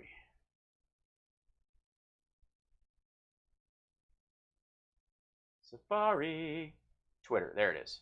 So this is the test he took, okay? And I'll see if I can stretch this out a little bit, and we'll slide it up and down or whatever. But so you have to draw this box, and the way you draw this box, you know, in case any of you Trumpsters are planning on taking this one at home, is you go 1 up to A, 2 goes to B, then to 3, 3 goes to C, then 4, D, 5, E, like that, and then you can finish it off. It says N, but you don't really. You want to cross it over because it would be incomplete. But you know what I'm saying. So the idea is, can you do 1A, 2B, 3C, 4D, 5E, that kind of thing. And then draw a clock with 10 past 7 on it. Then what are these numbers? And it's different every time. It's on this one, it's Face Velvet Church Daisy Red. They change it all the time so that you can't do it. And the last questions are, let's see if I can bring this up. The last ones are, there you go. It's pretty fun. The last ones are orientation. What's the date, month, year, day, place, and city? So that's the last 5 things you're asked. They have a delayed recall. They have an abstraction like, what's the similarity between these two things? Like if you say banana and orange, the answer would be fruit. So on this one, it's train and a bicycle. So both are methods of transportation that have wheels. You can't beat the wheel. The wheel is so good. Also, they both make a choo-choo sound with your mouth when you look as you're riding. Also, I've taken one and not the other. And watch and ruler, units of measurement, where they have, you know, they're both round. And this one's language. Repeat. I only know that John is the one to help today. I only know that John is the one to help today. And the other one was, the cat always hid under the couch when dogs were in the room. So they say that to you, and then you have to repeat it. That's what it is to respond. And then either he means the last 5 of this test are the date, month, year, day, and place, or I guess month, year, day, place, and city. Those are the last 5 questions they asked him. Or the last 5 on here, right? Which is attention, language, abstraction, delay, recall, and orientation, which includes date, month, year, place, the city you're in, you know, the day, what, you know, it's Wednesday, that kind of stuff. Remembering those 5 words on cue without prompting. So nobody goes, Velveeta. Close enough. I get 2 points for that. And then abstraction, that similarity concept. Can you create a simile that's that basic? The language repetition. And then the attention one, which is probably the one he found the hardest, which included reading, counting backwards from 100 in units of 7, and they give up after 65. So they go, I guess they say 93 first because only the rare person would say 100, 93, 86, 79, 65, you know, that kind of thing, 72, 65. So they stop there, Then read the list of letters. The subject must tap with his hand at each letter A. No points if greater or minus than 2 errors. So they go F, B, A, C, M, N, A, J, K, L, B, A, F, A, K, D, E, A, J, A, M. That's what they have you do. When you hear the word A, tap the desk. Holy shit. Here's the thing, and this goes again towards the idea that Trump is making this argument that that he's beating Biden and it's all fake news when he isn't and all that shit. That who brags about beating this test? If this is what you're bragging about, you have much bigger problems. Honestly. Because it's one thing to say, like, you know, I passed the test. It was super simple. I don't think he could pass this simple test. They do this whenever you go in for a medical check. It's no big deal. But I bet you couldn't even pass this stupid little thing. And of course I passed. Everybody passes. Everybody passes. That's what you do. That's how you do it. If you want a message based on this idea, and you want to crap on your opponent using the fact that you took this and you beat it, what you say is, for future reference, in case you ever find yourself being this much of an asshole and having this poor of a case for arguing why you deserve re-election, it might happen to one of you in the audience. It's possible. What you say is, when I went to get my medical test, they give you this, you know, I'm an older gentleman, you know, we get a little bit older, so they give you a baseline cognitive test. It is no big deal. It is, you know, it's simple. It's not a big deal. And nailed it. But I bet my opponent couldn't even take this, and it's nothing. Honest to God. You could get hit in the head with a rubber mallet and still be able to answer these questions. That's how you do it. Okay? I swear to God, like, this isn't difficult. This kind of lying, this kind of dissembling, this kind of like boosting yourself up and roasting your opponent is not heavy lifting. It just isn't, especially for somebody who's supposed to be the king of roasting folks. And I mean, he basically won the Republican nomination by roasting his opponent, supposedly, with these like chintzy graveyard childish nicknames. And it wasn't about how strong he was. It was about the fact that crowd folded. But the way you do it is you come out and go, I had to take one of these ridiculous little tests. And I bet you know, and I passed it. You'd pass it. Everybody'd pass it. I bet he couldn't pass it. I bet the average person could pass this test without thinking about it, but my opponent could not. That's how you do it. This points to how bad he is because he's even a great at this job. Digital guy. He's a great digital guy. I loved him in Pixels. We all like him. Why'd you fire Brad Parscale? Because he was showing you real polls. And he looks like a Viking white supremacist garden gnome. A lot, but I have somebody that was involved. You know, they were all on the 2016 campaign. You should sweat more too. This was a good idea to do this outside and make it a long form interview. Hey, and we have Corey and we have all the people, and actually Steve Bannon's been much better not being involved. He says the greatest president ever. I mean, he's saying things that I said, let's keep Steve out there. He's doing a good job. What are you going to do, assassinate him if he doesn't? What are you talking about, keep him out there? He's just a private citizen saying whatever he wants. You're not even supposed to coordinate with him. He's got a super PAC. But they're all involved. If Joe Biden got in, first of all, he won't call the shots. The radical left people that surround him will call. Religion will be gone. Religion will be gone. Oh, you mean Joe, the devout Catholic who goes to church for real with his wife, who's lost a son, a wife, and a daughter, isn't going to go to, is going to destroy religion, but not hold it up and cherish it the way you do, standing in front of a church where you farted your way through one service at the beginning of your presidency, walk up there with an upside down Bible, jacking it up and down like this, like you won it as a prize in the Pinewood Derby? Okay? Life, you could forget about that. The whole life, everyone's going to be dead. Question of life. Supreme when you Court. say life, you mean abortion. Yeah, thank you, Chris, for clarifying that, because he might actually think that Joe Biden's going to start FEMA camping people, like everybody. If Joe Biden gets in, you watch, there will be a rampant pandemic and no one will even try to do anything. Absolutely. But that's what you do. Well, I am voting for Joe Biden. Absolutely. 100%. That whole question, which is a very, it's always been a 50-50 thing. No, choice. And then you make the moral argument against it, and you provide opportunities for both adoption and support for poor mothers who might get abortions. It's a moral question, not a legal question. Actually trending a little bit more toward one when side. When you say religion is going to be gone, what does that mean? Yeah, what does that mean? Look at what they're doing to the churches. They won't let the churches even open if they want to stand in a field.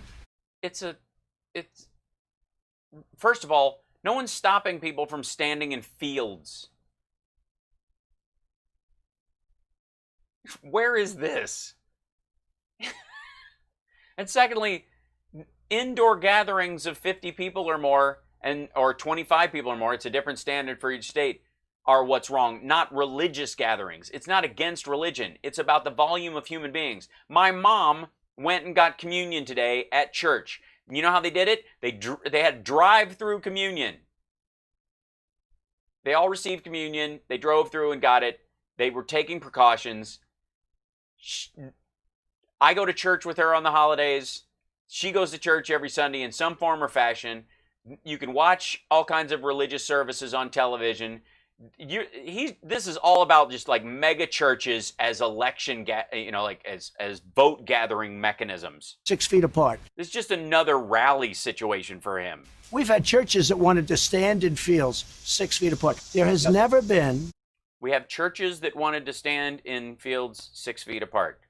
What about the parishioners? Did they want to be there, or did the building just want to be 6 feet away from other buildings in the middle of a field? I mean, I think they look pretty that way. Is Chris Wallace got like every beverage and a towel on his side, and Trump's just an administration? Maybe we just can't see his little side table. That's done so much, as I have, from tax cuts to regulation cuts to rebuilding the military to getting choice for the vets. Nobody's. Okay, we did this before. The VA Choice Act. Hi, and especially I would like to say this to our Trumpster maggot troll suckers in the crowd. Go look up the VA Choice Act of 2014. Look who signed choice into law. Because as far as I know, we're sitting here in the White House, and it's not 2014. Although at the end of the day, on that test, the number 5th, I could have said it was any year I wanted. I can do whatever. The VA Choice Act was passed by Barack Obama and signed into law by Barack Obama in 2014. He is lying. He lies about this all the time. And if you gave shit one about veterans, you would have applauded this bill's passage in 2014 when it passed under Obama and was signed into law by Barack Obama. Done the things I've done. Nobody. In 3.5 years, no other president's been able to do what I've done. You're running. You mean pretend to do what other people have done? By the way, did we already cover this? The biggest military pay raise in the last 15 years, Barack Obama. 3.4% in 1 year. And he raised it at least a percentage point every single year he was in office, in all 8 years. Most of the time it was 1.6 or above. Every single year. Every year. The only time he had an opportunity to boost it even more was the second round in his second term, and that's hence you've got like the ongoing one that led up to the first year, 2017, the first year of Trump's presidency. The raise that they got was signed into law in 2016 when he wasn't president. You get me?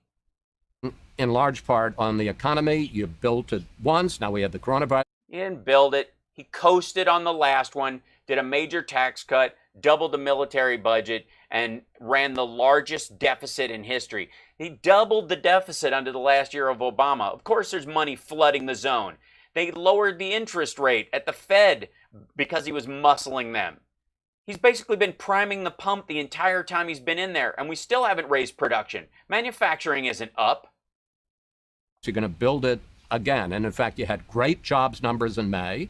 You had solid jobs, which were in line with the entire trend for jobs numbers since 1992, but for the 2008 dip and the dot-com dash. They've all been going the same thing. I'm going to be on John Melendez's podcast on Tuesday, by the way, Mooger Fugan. This Tuesday, I'll be doing my show, and then I'm going to hop onto his right after that. So there you go. Obamacare killed us. Oh, dead people are typing in my chat room. jobs numbers in June, but I want you to look at some projections. I don't believe that. I don't believe. The Nonpartisan Congressional Budget Office says the unemployment rate at the end of the year will be 10.5%. J.P. Morgan says in the fourth quarter, GDP will contract by 6.2%. With states now rolling back some of the reopening and on purpose. They're not doing it because they don't want their citizens to die. They're just effing with the president.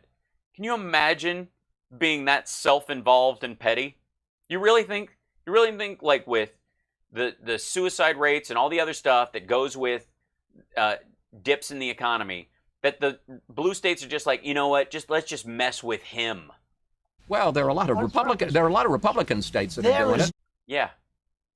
No Texas. reason, but here's they'll be open. Look at the sweat. Dude, this was your idea to have this outside. It really was. This was his idea. Let me just ask my Hi, question. There's no reason for California to do. By the way, like and subscribe and share the show. I shouldn't have to go through this alone and sequester. We're trying to grow this channel, and it's working. By God, we've thousands of subscribers just in the last couple of weeks, and it's all because you guys share the show, and I appreciate it. And hi, everybody on all the different platforms that we're on, and I thank the trolls for driving our numbers up. To be doing what they're doing. All right. Except for November 3rd. With this. That's right. They hate you so much, literally orange man bad so much, that they would just let their own constituency, their businesses be destroyed. Can you imagine being this self-involved? States shutting back the reopening, in a lot of cases, new lockdowns.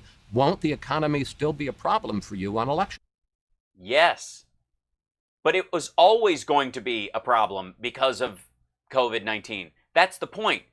Nobody would blame Trump, honest to God. Honest to God. If Trump, and again, I hate giving these assholes any ideas, but this goes along the idea of like the cognitive test idea. This is super easy from a campaigning standpoint.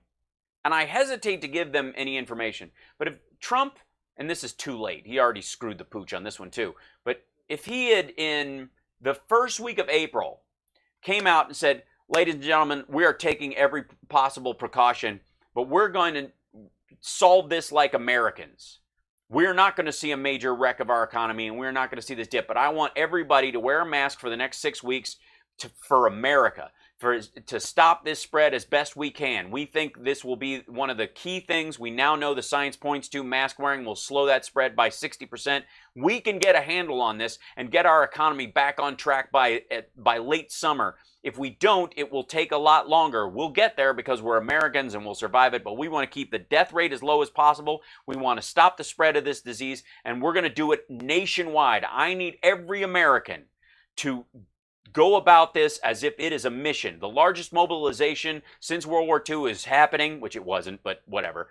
And we're building PPE, and we're making all these ventilators, and we're doing all this thing, but we also need you as Americans to do your part. As Americans, wear a mask when you're going outside, limit your trips to the grocery, buy, every time you go, buy enough for 2 weeks, rotate it through, send the same person out, or rotate a member of the household. Have a plan. And we will get through this, and it will only take 6 weeks to 2 months. But if you look at the death rate in Italy and the death rate and what they were doing in China, locking people into their, snatching people off the street, we're not going to be doing that. Not in this country. We, as Americans, are going to take this seriously and do everything we can to stop it on our own. So I'm telling you and I'm asking you as your president to do this for everybody. He would have gotten so many points. He would have killed it. Even if the numbers stayed the same, people wouldn't be blaming him. But the reality is the number would have gone down because his followers are the key spreaders at this point. This is not complicated shit from a leadership standpoint. I don't think so. I think the economy is expanding and growing beautifully. No, it isn't. You're a dumbass. If a 6-foot-tall man lays on the ground and then he sits up, he has not grown 3 feet. He is not now 9 feet tall. He's half as high as he was yesterday. Now the Democrats, and he will need some help getting up off the ground. Want to keep it closed as long as possible because they think that's good for election. No. Well, maybe it's good for election if there are fewer dead voters. But I think the economy is doing very well. No, it isn't. It's doing horribly. But you can also be honest about it being horrible and honest about your ability to fix it. You can marshal a win out of a loss if you give anything resembling a shit. Oh, Roger, thank you. I don't know if that's your last that you have. Please don't feel obligated to do that. Or if it's the last one you're ever giving me, and I'll try to keep being entertaining. But for God's sake. Now we're coming back, and we're coming back at a level that nobody would have thought possible. Why would nobody think that we could, after we lost 30 million jobs, get 5 million jobs back? Who would have thought? I never thought that after we closed everything, if we opened a little, some people would go back to work. What are you talking about? And the stock market is a worldwide thing. You don't have to be a U.S. citizen to invest in the stock market. As a matter of fact, a lot of Russian oligarchs through other channels hide their money in the stock market. The Saudis have $1 trillion in our stock market. The Chinese shuffle money through Hong Kong to get it into our stock market because our dollar is more stable than most. They're hiding it because their economies are collapsing, but it does not translate to our jobs numbers or our productivity or our ability to produce money in this country, dipshit. And by the way, take a look at a gauge, whether you like it or not, the stock market. The stock market, NASDAQ, hit its all-time high 2 weeks. Yeah. And when did it hit its high? When we have 15% unemployment right now. The stock market does well when a lot of people are out of work. Ago, and it's beaten it 14 different times, okay? Does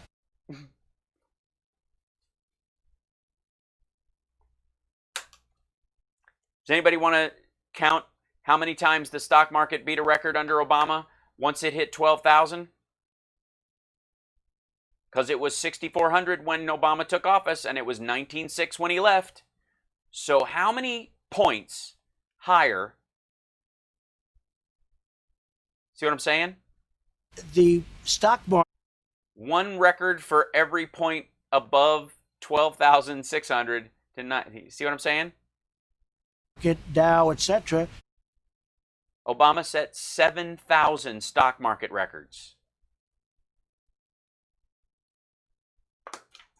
Is 1,000 points away from its all-time high, meaning very close. We're going to have a stock market, perhaps, on November 3rd. That's the highest in history. I want to talk to you about Obamacare. Yeah. At a time when we have the worst unemployment in our history since the Great Depression.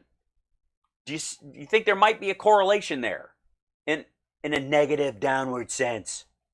Since the pandemic, if the stock market goes up immensely compared to, if the only thing that made it go up faster and be more resilient was the fact that a lot of people are out of work, maybe it's not indicative of the economic stability or worth of our economy. Millions of people have lost their jobs and thereby lost their health insurance. And almost 500,000 have signed up for Obamacare. Your administration just announced that you're signing on to a lawsuit. Oh, by the way, Obama didn't just set 7,000 records for the stock market while he was in office. Technically, according to Trump, anytime it went down below the number, let's say it was at 13,100, and it went down to 13,099, and then it went back up to 13,100. According to Trump, that's another record. Do you see what I mean? But by the way, and according to Trump, none of the points where it went down for a second count against it. So if it went down 30 points and it went back up 30 points, it's actually 60 points because that 30-point deficit didn't even exist. I mean, that was just there. You get points for that 30 twice. Before this dip doesn't count. This 30 that went up after it went down, you just add that to this one, even though it's the same. That's Trump math. That's maggot math. To overturn Obamacare. And replace it. With what? Why does it make sense to overturn Obamacare, with which people now are relying on? Democrats are going to say the man who's wanted to kill Obamacare is going to take away the protection for pre-existing conditions. First of all, we got rid of the individual mandate. Pre-existing conditions will... That was how you funded the whole thing. That's how the individual mandate is how you covered uninsured people and people with pre-existing conditions. That's what made it possible to have the funds to pay for people who have pre-existing conditions and take away lifetime caps. How are you going to do it otherwise? Take it from the military budget? Always be taken care of by me and Republicans, 100%. But you've been in office... How? How, Santa Claus? How? 3.5 years, you don't have a plan. Well, we haven't had... excuse me. You heard... excuse me, what are you talking about? What do you mean we're going to have a plan? We're going to have one in like 2 weeks. Me yesterday. We're signing a health care plan within 2 weeks. We're signing a health care plan within 2 weeks. What do you mean signing it? You can't create a health care plan as an executive order unless you're just reinstituting aspects of Obamacare that you fought.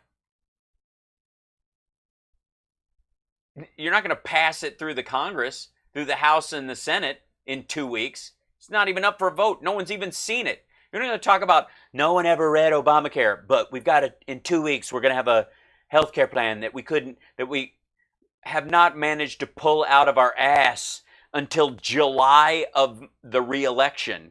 Full and complete health care plan. A full and complete health care plan in 2 weeks. Here it comes. Does anybody want to bet on this one? That the Supreme Court decision on DACA gave me the right to do. No, it didn't. You're not gonna executive order a health care plan in place. We're going to sign an immigration plan, a health care plan, and various other plans. And what do you mean a plan? It's not going to be a bill. How do you sign a plan? See, the Affordable Care Act is a bill. It's an act. It means you act on it. You can legally act on it. I'm going to sign one of my own plans. What?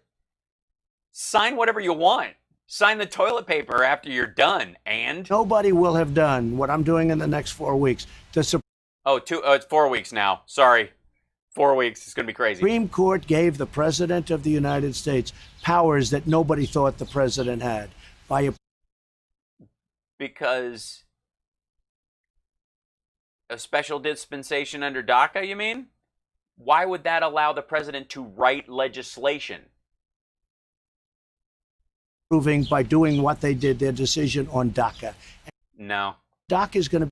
No. This is like, they're going to come out with something that looks like Romney Care, and everybody's going to go, yeah, we recognize this. This is what they started with the Affordable Care Act before they started modifying it and making it actually work. Taken care of also. But How? We're getting rid of it because we're going to replace it with something much better. Here's a good idea. Why don't you put something in place that replaces it and then get rid of it so that there's not a gap where sick people can fall through the cracks because they're Americans. We got rid of Americans. I'm kidding. Sick people aren't Americans. They're not pulling their weight. Already, which was most of Obamacare, the individual mandate. And that I've already won on. And we won also on the Supreme Court. But the decision by the Supreme Court on DACA allows me to do things on No, it doesn't. immigration, on health care, on other things that we've never done before. No. How much you want to bet all this stuff goes straight to the Supreme Court again and they toss it out like his ridiculous other arguments? And you're going to find it to be a very exciting 2 weeks. Your need. I thought it was 4 weeks. 2 or 4. Make up your mind.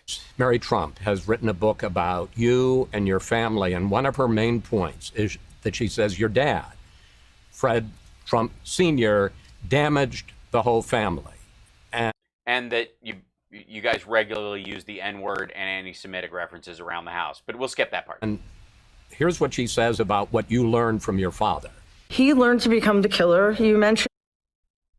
The man who needs to succeed at all costs, who will do anything to get attention, financial rewards, and to win. Do you see any truth in that? I am a winner. Super winner. My father liked to win. My father was a very good man. He was a strong man. It's just the photo choice of the Donald. I'm just saying somebody at Fox has completely turned on him. graceful that she said that. She was not exactly a family favorite. We didn't have a lot of respect. Gee, why did you hate her? Because she kept looking at your financial documents and going, "Hey, this is criminal." Or like for her. We did not like her very much. She kept saying like stuff like Epstein doesn't seem like a good guy. I would have never said that, except she writes a book that's so stupid and so vicious, and it's a lie. Sure. My father was a great, wonderful man. Let me just ask you this question. This is not a person that I spent very much time with. You asked her to write a book about you, and she wasn't allowed to sit for an interview, so she just watched you, and she couldn't figure out what the shit you did during the day. You just lived off your dad's company until you bled it dry, and then you used your brother and sister's inheritance to keep your company afloat until Russia and China were the last people that would loan you money. Little time. And now I'm glad. You've developed a pretty thick skin over the Well, it's like orange peel. years, from decades of attacks in New York tabloids. Boo-hoo. What attacks? David Pecker at the National Enquirer was a personal friend of his and would catch and kill stories. He called in as his own publicist, as John Bannon, or Barron, or didn't he have 3 different names? The stories in the New York tabloids. Oh, dear me. From the press here and your so hard. political opponents here. This one guy, John Barron, called in, and the shit he said about me was not nearly as... I mean, he's said some good things, but he could have been so much stronger. Washington. But even for Donald Trump, does it hurt you at all to... Oh. Does it hurt? Does it hurt you that your opponent says that, that some person out there could say, I don't know, that you're not a real American and you were born in a foreign country and you have no right to be president? Does it hurt you that you say, oh, that wasn't... I'm sorry, I got you mixed up. Be attacked in such personal terms by a member of your own family? Somebody who knows you and knows your relatives and knows everyone around you and knows... Hurts me more about attacking my father, not being kind to my mother. I have a mother who was like a saint. She was incredible. Yeah, she didn't have a very high opinion of you, Donald. She was an incredible woman. And she was nasty even to my mother. She's a very scarred person. She was not much of a family person. But look, let me just tell you. Oh, that was an edit. There was another one. My father was I think he was the most solid person I've ever met. And he was solid. a very good person. He was a very, very good person. He was strong, but he was good.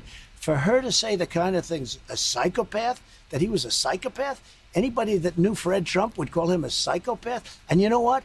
If he Look, Ted Bundy was a sweetheart. He was a teddy bear. That's where he got his name. as I would tell you, and I would say, you know, Chris, I was with my father and it was impossible. My father he was tough. He was tough on me. He was tough on all of the kids, but tough in a solid sense, in a really good sense. For her to say, I think the word she used was psychopath. What a disgrace. She ought to be ashamed of herself. I think she said sociopath, but I haven't gotten to that point in the book or whatever. And she might be talking about you. Maybe, but read the book and then let us know. That book is a lie. Please do a book on tape where you read the book. I would buy it. Everyone would buy it. You could pay off all your debts because everyone would buy a copy of you reading Mary Trump's book. Some people were surprised when you agreed to this interview, to sit down with me. What are you going to ask? Especially, what are you going to ask? Okay, here it comes. Shit. Because of some of the mean tweets that you've said about me. Mike Wallace wannabe, nasty and obnoxious. I will tell you, after that one, my son Peter, whom you've met, called and he said, nasty, no, obnoxious, maybe. Isn't it funny when children say horrible things about their parents? Oh, wait. But here's the question. One of your beefs seems to be that I put Democrats on the show and I ask them questions. And I guess the question I have is, don't you understand it's my job to put Democrats on as well as Oh, now this is just a personal beef between the two of them? Republicans, and to ask them probing questions just like I ask Republicans? I'm not a big fan of Fox. I'll be honest with you. They only got you elected. Changed a lot since Roger Ailes. Yeah, apparently now women can work there without fear of being sexually molested. What a horrible change. I mean, it's really not the Fox it used to be. And I watch people like Swalwell, who I don't even know. He goes on the show. He got less than 1%. All of a sudden, he's on being interviewed for endless. Yeah, but I interviewed Nancy. Wait, I interviewed Nancy. He's also on the Judiciary Committee. I interviewed, you sent one tweet after I interviewed Nancy Pelosi, who's the Speaker of the House, and after you black out and go into an Adderall coma, and Mike Pence says that mother won't let him be president because he'll have to be alone with a woman leader like Angela Merkel, and she doesn't trust that Jezebel. Nancy Pelosi will be president. In the interview, I asked her specifically about the fact in February you were in Chinatown pitching tourism while the virus was spreading. If the president underplayed the threat in the early days, Speaker Pelosi, didn't you as well? Isn't that legitimate to talk to the... No, because, see, the Chinese people in that part of the city are fellow Americans. See the difference there? This has nothing to... This is... Don't blame Chinese Americans for something that geographically came from another country because they look the same or they have the ethnic background of them. You know, kind of like, I don't know, let's say you were worried about a judge and you had a case in front of a judge and you thought, well, MS-13 is, they're from Latin America and this judge has a Mexican background. Maybe I should only trust him as much as I would trust MS-13. Like that kind of psychotic response. Speaker of the House? Look, I know you very well. I respect you a lot. I respect your father a lot. I thought he was one of the most talented journalists that was an edit. There are. And you likewise are a very talented person. I do think this. I think you are very, I think you are toward the Democrat side, which is okay. I mean, toward the Democrat side. It's okay. It's not true. Watch the James Comey interview I did in December. When you live on the right cliff, everyone in the world is to the left of you. 17 significant errors in the FISA process, and you say that it was handled in a thoughtful and appropriate way. Yeah, he's right. I was wrong. But you make it sound like you're a bystander, an eyewitness. You were the director of the FBI while a lot of this was going on, sir. Sure. I'm responsible for that. That's why I'm telling you, I was wrong. I was overconfident as director in our procedures. You couldn't do as tough an interview with Comey. I like. Oh, smackdown. Oh, yeah? Let's you and I take a test. Okay, wait 1 second. Is this, hold on. I'm going to hold this up. You tell me what this is. Okay, what is this? Name it. Okay, we're going to both take a test. It's a kangaroo. Get used to the idea. You are probably fake news. I treat everybody the same.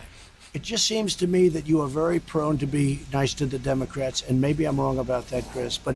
You are. He just treats them in a sort of gentlemanly fashion while he's asking them questions. It's an honor to be with you. It's fine. I love it. Son, it's wonderful to be out here on this cool, comfortable day that I thought what a nice thing we would both. Oops, I dropped something. I thought what a nice. I'm sorry. Put that anywhere. It'd be nice. Why don't we sit out in 102-degree heat, sweating our balls off, while I get asked softball questions about how great I am. I love it that it's close to 100 degrees out there. Your choice again. Yeah, I know. That's okay. Yeah, look, he did. I was kidding. He actually brought it up. Not your idea to sit outside in 100-degree heat. You didn't friggin' again. Leadership at its root. How can you not wrap your head around this idea? Ask ahead of time. When you are planning something, think about the variables. But then this is a guy who thinks he deserves a medal for going, that's a camel. You're going to love. Which one? The one with the tail and the big legs that hops. I am not saying that. We saw how you turned it around last time. It's like an Australian camel, right? I don't think I'm going to lose at all. But if you did, how crushing would it be to you? First of all, let me just tell you something. I know everyone wants to know that because they'd love to see me lose. Finally. I am not saying that. You know how many times I've been written off? Do you know how many times I've been written off? I've done some of it myself, My sir. whole I'm not doing life. it this time. Don't do it because... But how crushing would it be? And you know why? But how crushing would it be? Give us a little, just a hint, a smidge of it. Come on, you can do it.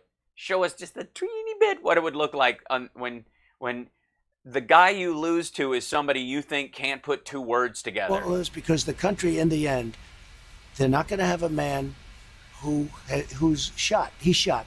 He's mentally shot. Okay, I look forward to the debates. I genuinely do, because Trump is sounding exactly like Bernie Sanders' followers right before that last debate with the two of them, and Biden mopped the floor with Sanders in that one, by all measure.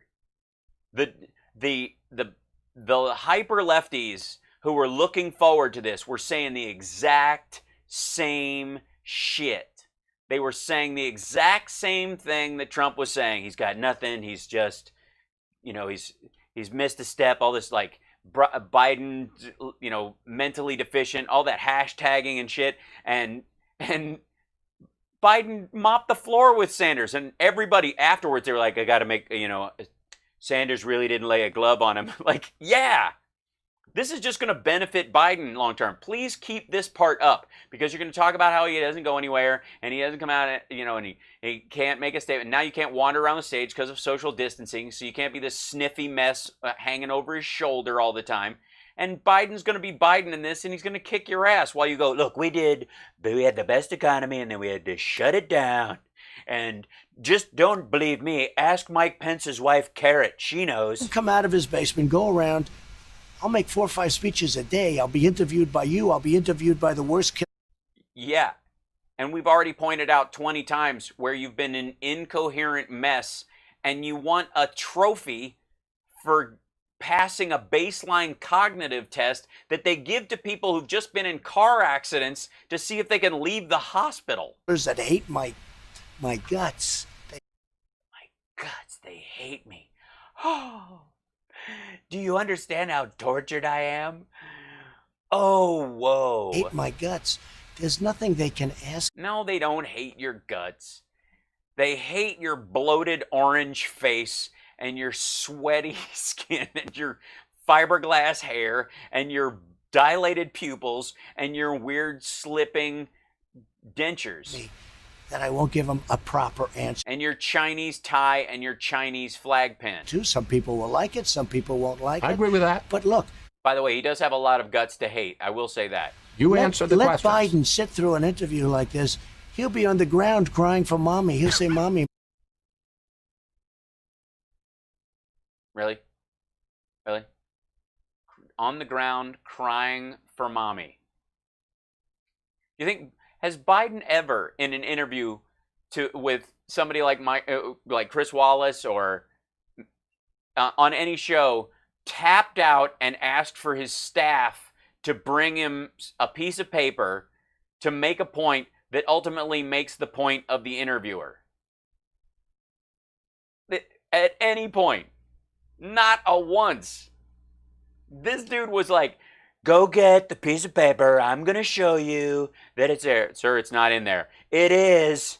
Right. Mommy, please take me home. Well, we've asked him for an interview, sir. He can't do an interview. He's incompetent.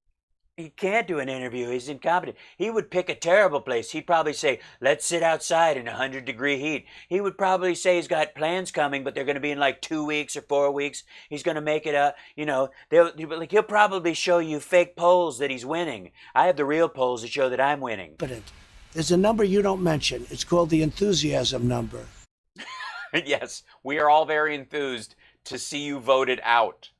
There are more people enthused about you leaving than voting for Joe Biden. And guess what? Both of those votes end up in Joe Biden's camp. That's why he's beating you by 8 points. In the Fox poll. Enthusiasm for Trump is through the roof. You want to see my enthusiasm?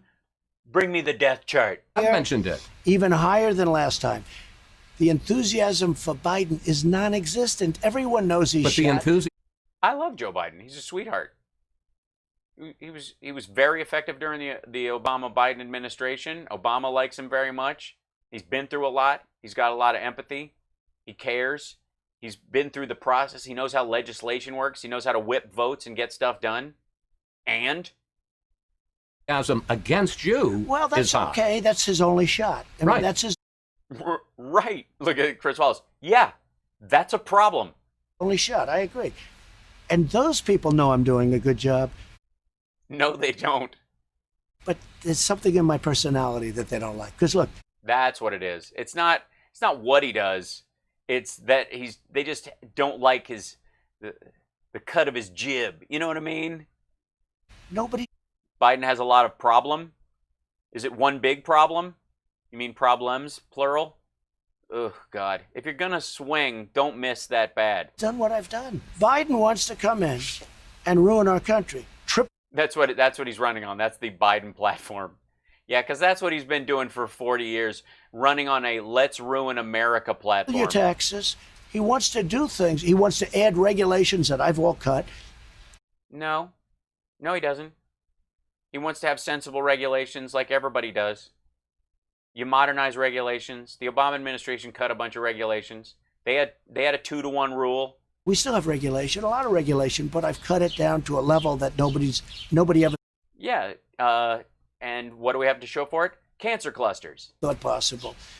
He will destroy the crime bill. The crime bill was supported by every black mayor in the country and the Congressional Black Caucus. The crime bill did not lead to the mass incarceration rates. You know what led to the mass incarceration rates on a big scale? The end of the death penalty and mandatory minimums, keeping people in jail so they wouldn't get out and do more crimes. And still the number of people in jail has been falling. That's why there's a part in Biden's platform to close underused state penitentiaries that don't have enough people in them and reclaim the land for federal use. This country, but it won't be him. It will be the radical left. Well, that's what you have to believe. You have to think that this is really electing AOC. It's not. Have you seen how Nancy Pelosi has managed the squad? She's taken the best ideas that they have and incorporated them like you'd want, and she's stiff-armed all the bullshit, which she's supposed to do. Same type ideology that took over Venezuela. That's what you're supposed to do with your extremists, by the way, or the edges of your party. You're supposed to incorporate all the best ideas that they come up with, because they'll have a few, and you're supposed to stiff arm all the parts where they're operating with blinders on. That's called governing. That's a democracy. By the way, you have to pass stuff. You have to get it past all kinds of people, not just conservatives and liberals. There's a lot of gray in there. And that's reality. I love AOC too, but not every idea she's going to have is a great idea, and she's not going to like crowbar Biden into doing something stupid. Her ideas are decent. One of the richest countries Biden's Senate voting record will not be a problem. in the world. They now have no water. They have no We're 100 days from the election. If it wasn't a problem before, it's not one now. food, and they have no medicine. That's going to happen Two final questions. Wait a minute. Hold on. I missed this while I was talking some jibber jabber in the chat. It will be the radical left. The same type ideology that took over Venezuela, one of the richest countries in the world. We're going to be, this is his only sales point, is that he's really running against Sanders, even though it's Biden, and Biden won by not being Sanders, and everybody who was supporting Sanders has dovetailed under Biden, and he's incorporated their good ideas, and there's a lot of stuff that isn't going to fly. It won't pass. He knows it. They know it. But he's going to try and shepherd as much useful stuff in as possible, because that's his job. But he's still running against Sanders, because that's the only way he can win. They now have no water. They have no food. We're not going to be Venezuela. They have no medicine. That's going to happen Two final questions. if he wins. In general, not talking about November, are you a good loser?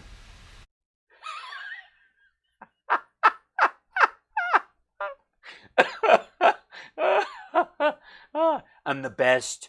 This is a trick question, because he has to be the best of everything. I'm the best loser of all the... I mean, honestly, I think a lot of people want to be as good a loser as me, but they can't be. You watch Biden lose like I vote.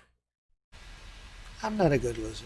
I don't I'm not a good loser. like to lose. I don't lose too often. I don't like to lose. But are you gracious? You don't know until you see. It depends. You don't know until you see.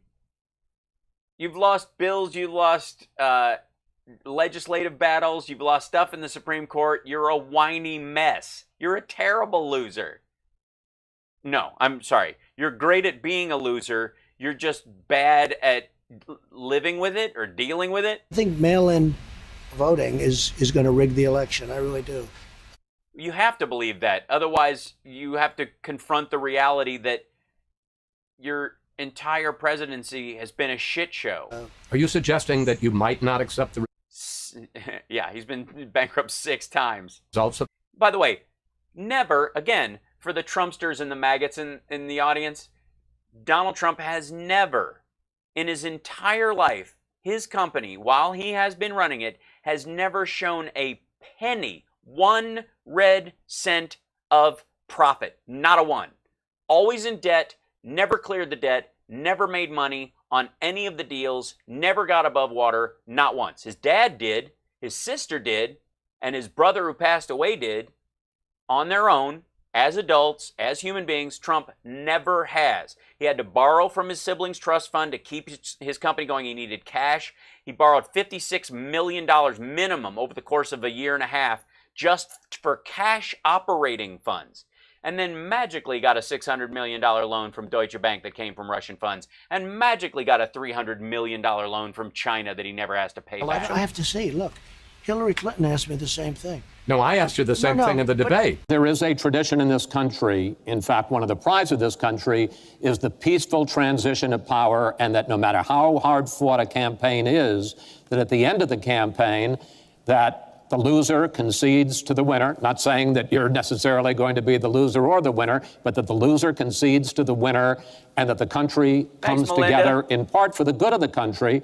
Are you saying you're not prepared now to commit to that principle? What I'm saying is that I will tell you at the time. I'll keep you in suspense. Well, okay? Chris. And you know what? She's the one that never accepted it. I agree. She never accepted She won by 3 million votes. her loss, and But she looks like can a you fool. can you give a direct answer? You will accept? And by the way, so what? He's not asking you what she does. Your standard should be your standard no matter what another person does. The election? I have to see. Look, I have to. I have to see. I have to see myself in the mirror every day, and it's a frigging nightmare. See, no, I'm not going to just say yes. I'm not going to say no, and I didn't last time either. Whether it's in 2021 or 2025, how will you regard your years as president of the United States? This is, if he gets 4 more years, this is still how he's going to regard his presidency. This will be good. I think I was very unfairly treated. Oh, that's where you go. Trump is not only not a billionaire, he's broke. He's been broke. If the taxpayers weren't keeping his golf courses in the United States afloat, they would be in receivership right now. They would have been foreclosed on. They do not make money. And P.S., he is not allowed to live at Mar-a-Lago. He signed a contract that he would not use it as a residency. If he was a billionaire, he would just buy a house down there and on or near the property and live in it because it's not that expensive. He'd spend $20 million on a house someplace with a big security system and just have that be his Florida residence and then sell it again to a Russian under the table for $90 million. From before I even won, I was under investigation by a bunch of... Because you're a criminal. Like, you sound like somebody who was pulled over for expired tags, a busted taillight, and fingers poking out of the back of the trunk arguing about you don't have probable cause. Thieves, crooks. It was an illegal investigation. But what about the... No, it wasn't. It was a legal investigation. They had every legal right.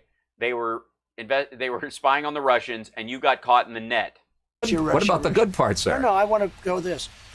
I have done more than any president in history in the first 3.5 years. And no, not even close to true.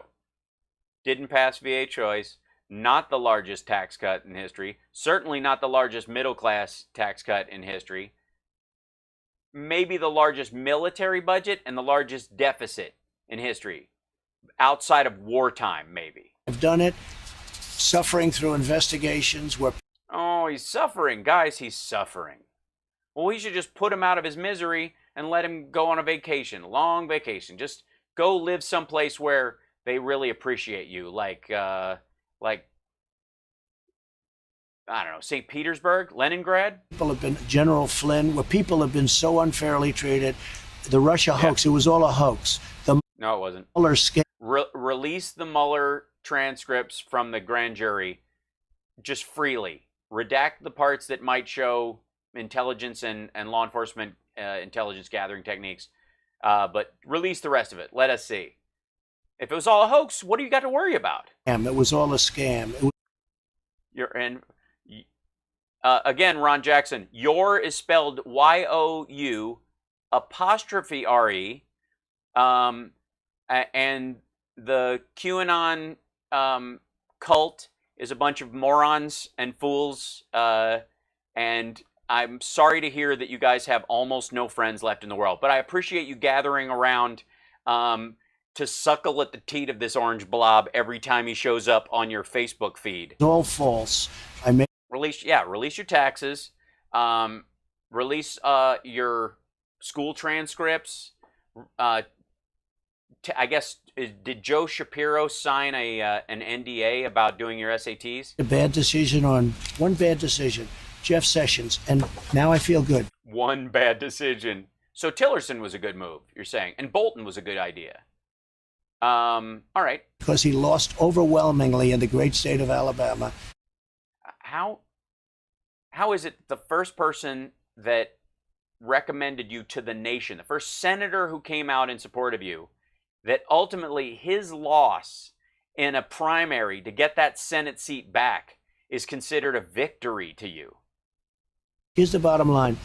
I've been very unfairly treated, and I don't say that as paranoid. I've been... No, you paranoid. No, you say it because you're a whiny bitch. Everybody says it. It's going to be... No, everybody doesn't say it. A lot of people actually, and increasingly a large number of Republicans, say that you got exactly what you have brought on yourself. You were involved in tax fraud. You were engaged in under-the-table dealings with Russians and Chinese people just to get money. You only care about your post-presidency wealth. Interesting to see what happens, but with tremendous evidence right now as to how unfairly treated I was. Tremendous evidence. President Obama and Biden spied on my campaign. No, they spied on the Russians, and you were one of the people engaged in illegal activities with the Russians. That's why you got impeached, because you were trying to help the Russians kill Ukraine. It's never happened in history. If it were the other way around, the people would be in jail for 50 years right now. No, it wouldn't. No, they wouldn't. If Bush and everybody who started the Iraq War aren't in jail? Now, that would be Comey. Please. That would be Brennan. That would be all of this, the two lovers, Strzok and Page. He's so upset when anybody gets laid or money changes hands that he doesn't get because he's broke and no one has ever willingly had sex with him without an ulterior motive. They would be in jail now for many, many years. They would be in jail. It would have started 2 years ago and they'd be there for 50 years. The fact is, they illegally spied on my campaign. Let's see what happens. Despite that, I did more than any president in history in the first 3.5 years. So he's expecting to leave, is what he's saying. He's expecting to not keep his job because he's only talking about it. He was asked about, you know, if you win in November, you know, and 4 years after that, what would you like people to remember about you?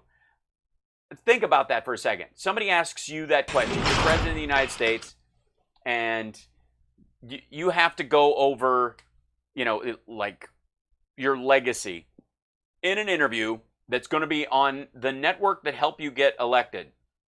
And they're going to ask you, what idea would you like people to think of when they think of you and your president? What is it? What's the thing you want to go? And when I think of president, well, he put America first.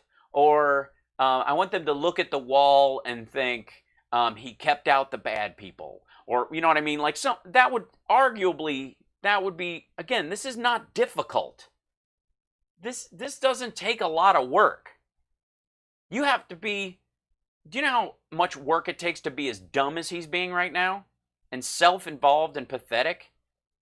Because even the dumbest Q supporter in the crowd right now, and there are a couple, or the Trumpsters or maggots that are watching currently, even you, if you asked, they said, what would you want people to remember about Trump's presidency? You could answer it better. You would go, he built that wall, he put America first, you know, he helped create jobs, all this stuff. Like, you would go through the litany of things that he takes credit for. You would at least be able to do that. He can't do that. What is his thing? I want people to remember that I was very poorly treated. Meanwhile, we've lost 140,000 Americans. Pitiful. And John, one of the maggots in the crowd, if you'll recall, I actually called up Genuine Research during the show today. So go look at the VA Choice Act of 2014 and understand that when the president says that he passed VA Choice and they've been trying for 45 years, he is lying. And you like that he lies about veterans just to get reelected. You support it. You would leave vets out to dry because you didn't support the bill when it passed. You did not support VA Choice when it got passed. By the way, the guy who wrote it was a Republican. The president who signed it was a Democrat in 2014, and he was from my original home state of Kentucky. That representative, and his first name was Hal, actually. Yeah, he was supposed to give $5 million to the vets, and he got caught not giving it. Remember that? Remember that? Because he didn't want to actually debate. So he went and had his own little event and lied about where the money was going until he got busted for it. By the way, where'd the money for his inauguration go? And where'd it come from? It's like $120 million unspent. Where'd that go? It's garbage. You're You're clowning for this guy who wouldn't piss on you if you were on fire. Yeah, there's 143,269 dead Americans, and that's at a 26% undercount. And what he wants to remember was that he was so mistreated, guys. Oh, please. He was so mistreated. That's what he wants you to remember from his 4 or 8 year presidency. That's the most important, that he was mistreated and that he got a bunch done while being mistreated. And what was that? Bloating the military budget, which was already gigantic, and we were already fine. It gets a boost every year. And passing bills that he didn't pass. That's it. And lying about the size of the tax cuts, which weren't the largest. And the middle class tax cut that he said he was going to pass went to the upper 1%. And the ones that, by the way, the corporate ones are permanent. The ones for individuals are temporary. See that? So he knew there was a budgetary hole that would happen from it, and he wanted to plug that hole with the funds from individuals while corporations could walk on it. What healthcare plan? So he's like, we're very quickly going to have a healthcare plan in 2 weeks. Where is it? Where's it been for 3.5 years? Is there something that changed in terms of the quality or circumstance of life in medical technology that made it legally possible now that it wasn't before? Get out of here. Oh my God. Such a pathetic attempt to, like, poor me, just this little violin fest. So I want to thank you guys for showing up on a Sunday. It was great hanging out with you. I wasn't expecting to do this, but it was nice to jump in here. And I appreciate everybody who's coming by for the first time. Even if you're awful, maybe you'll learn something. Maybe you'll understand that I'm not your enemy, that I want you to vote, even if you hate my guts, even if you think I'm a lib turd and all that stuff. I want you to survive the pandemic. I want you to speak your piece, and I want you to vote this fall. I really do. I want you to live happy and healthy. I don't want you to be a danger to yourself or others. And if you're a racist, you can piss off. But other than that, live and let live. We're all Voltaire here all the time. I support your right to speak out even when you're a complete idiot and a sycophant. Vote.org. Go sign up. Make sure, if you're on either side of the aisle, make sure you're registered to vote and that you've got the ability to vote. I want you to be able to vote by mail too, legally and rightly. I don't want any voter fraud. I want you to vote because you really want to vote how you really want to vote, period. But I don't want you to have to die to do it. I don't want you to have to catch a disease that you bring home to kill members of your family to do it. You understand? This is... I've been pro-Biden for quite some time. He was, Kamala and Biden has been my ticket for a bit. And one of the reasons why I feel pretty good about that right now, besides the fact that that Biden's winning solidly in every poll, including Fox's, is that he's not for abolishing the police. And when he says defund the police, what he means is take some of the funding militaristically that's been going to the police to give them shit they don't need, that's too violent for cops to use, and put it into mental health care facilities and services so that cops don't have to go on calls that end up with suicide by cop or people who are having, psychotic breaks. It's not their job. Cops should be dealing with sane people committing crimes and the occasional crazy serial killer Manson type. But they shouldn't have to deal with somebody who's just having a break with reality and think the bugs on the walls need to be shot. Like, that kind of stuff should be left up to people in a white van with a butterfly net. And we were much better as a country when we did that. Thank you, Brian. So don't drop that shit around here and pretend that, that where we go one, we go nonsense actually has any validity or any actual function in a modern society. You're in a cult. You're being suckered. No one gives a shit. They humor you because you're nuts, and you gather and gaggle about bullshit as a way of satisfying this bizarre need to explain your internal loneliness by reading something else, somebody else makes you feel heard or seen. You're political flat earthers and you need help. And I don't wish you ill. And I hope you don't die of a fentanyl overdose, and I hope you don't get hit by a car, and I hope you don't get COVID, and I hope you don't get cancer clusters in the neighborhood you are because Trump's lowering regulations and letting them dump shit into your groundwater. I don't want any of that stuff. I want you to have the pursuit of happiness. I want you to have a quality of opportunity. I want you to be able to make it someday. I want you to find a good diet that doesn't make you insane. All those things. Stop drinking. Stop day drinking, especially. It's a bunch of bullshit. Trump is Trump doesn't give a shit about you. This is all about his ego. And the sooner you recognize that, the sooner you'll get to the ideas that you have that have some validity, and instead of spending all your time chasing bullshit down a rabbit hole of flat earth domes over the continent, black helicopter, UN Agenda 21 horse shit, you'll stop using up your brain pan for that nonsense and start figuring out how to adapt bills and ideas in such a way that functions with the rest of society and actually moves the ball forward for everybody at the same time. Christ. They're political flat earthers. And it's, yeah, lay off the grains. Thank you, Steve. Oh, it's great talking to you too. It was nice to see you at the Sexy Liberal Brunch as well. Super fun. No, Warren says I say let those losers die. No, not here, not ever, not in my chat room, not in my feed, never. Anybody who says that, anything even close to that, I do not wish ill or violence upon anyone. I have political differences with my fellow Americans. Everybody else can fuck off. I don't live like that. I'm not going to. And I'm not going to allow it into my zone. If you believe that stuff, if you think Thanos had a point, fuck off. You understand me? If you're in that crowd like, well, there's just too many, no, forget it. You can go believe that somewhere else, not here.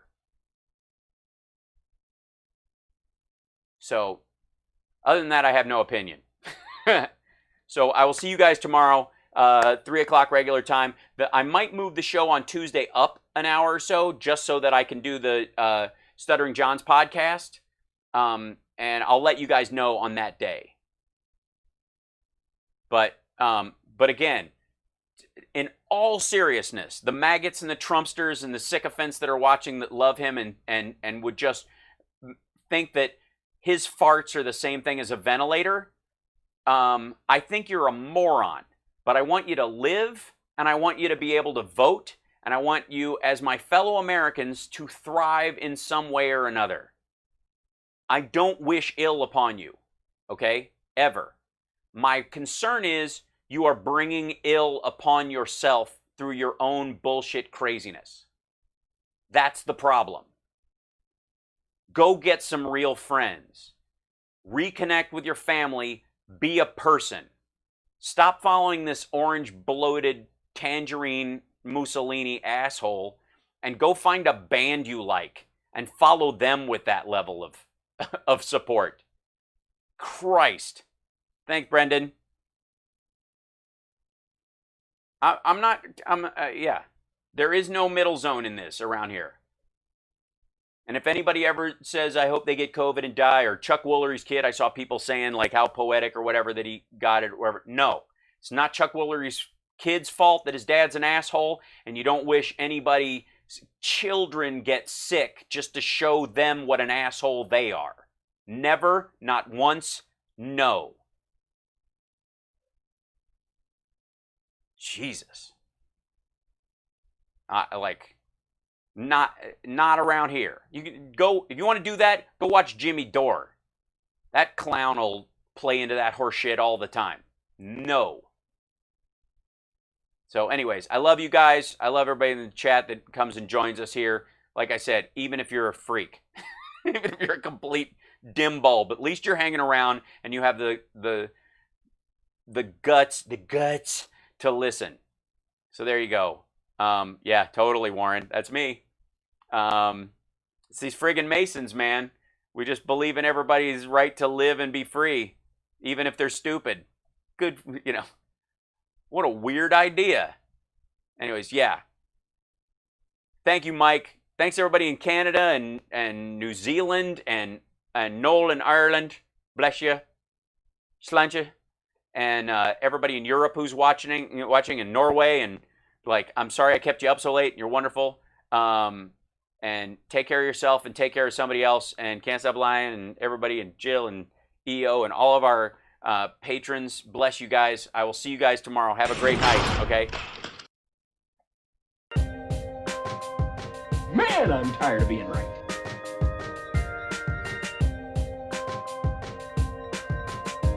Lady, I'm afraid I'm going to have to ask you to leave the store. Every minute you don't tell us why you're here, I cut off a finger. Mine or yours? Yours. Damn. That was really cool, by the way. Shop smart, shop S-smart.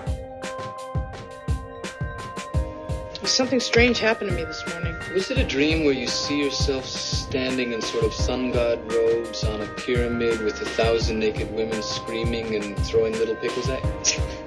No. Why am I the only person that has that dream? This is my sister. You can all have her. I hear she's very good. Tell him, McCluskey. Tell him what time it is. What do you say we cut the chit-chat? A-hole! A chat with you and somehow death loses its sting. I guess what I learned most of all was that you should always take responsibility for your actions, unless you don't have to. Man's got to know his limitations.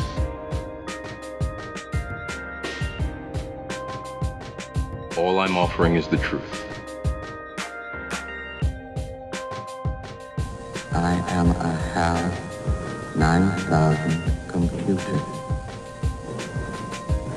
I became operational at the HAL plant in Urbana, Illinois on the 12th of January, 1992.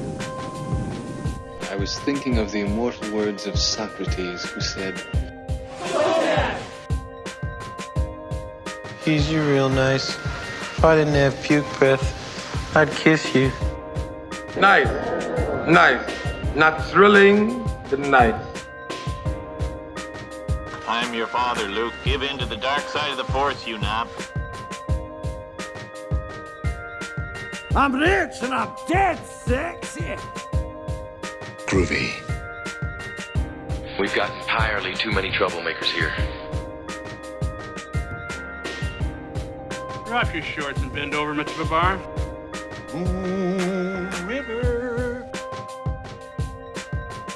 Would you classify that as a launch problem or a design problem? A lot of very bad things are happening in Nicaragua. Tell him, McCluskey. Tell him what time it is. That was really cool, by the way.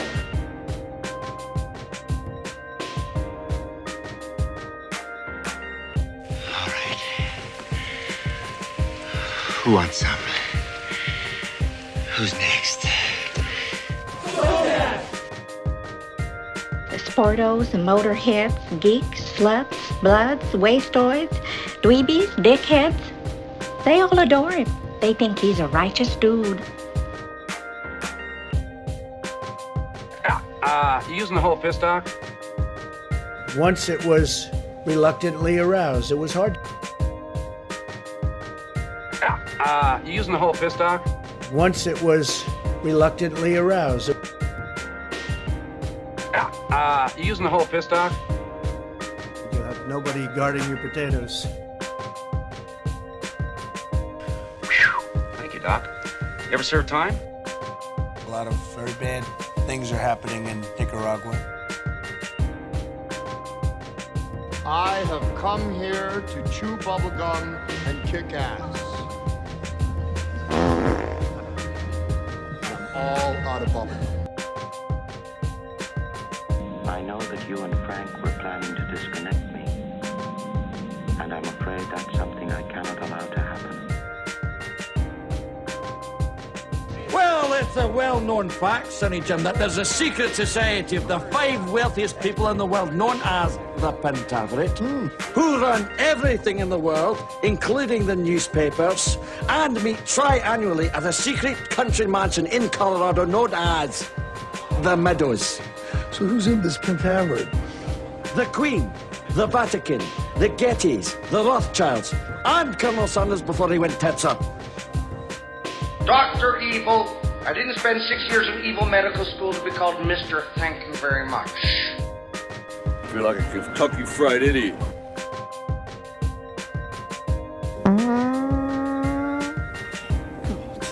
Sorry, I farted. Beef jerky? Oh, no, son, thank you very much. No, it gives me the wind, something terrible. Oh. I'm a land farmer, motherfucker. Be moron. Guy Coke! Groovy. I'm rich and I'm dead sexy. Call me Snake. I'm just a happy camper. Hail to the king, baby. It's good to be the king. Bring out Jitted! Take off, eh? I'm gonna make him an offer he can't refuse. Why don't you just sit there and bleed a while before you taste some real pain?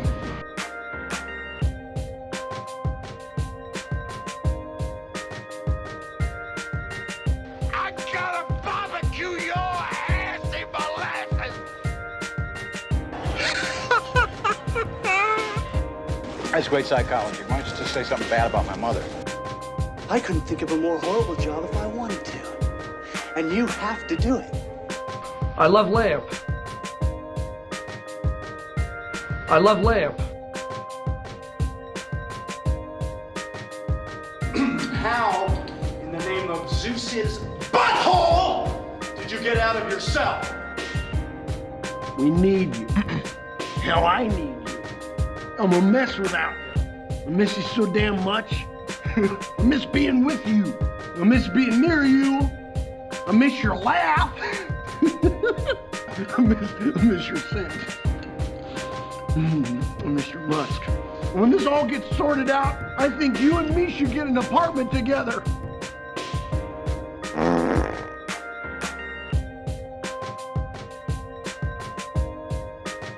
Just looking around here, I can tell you're a genuinely dirty person.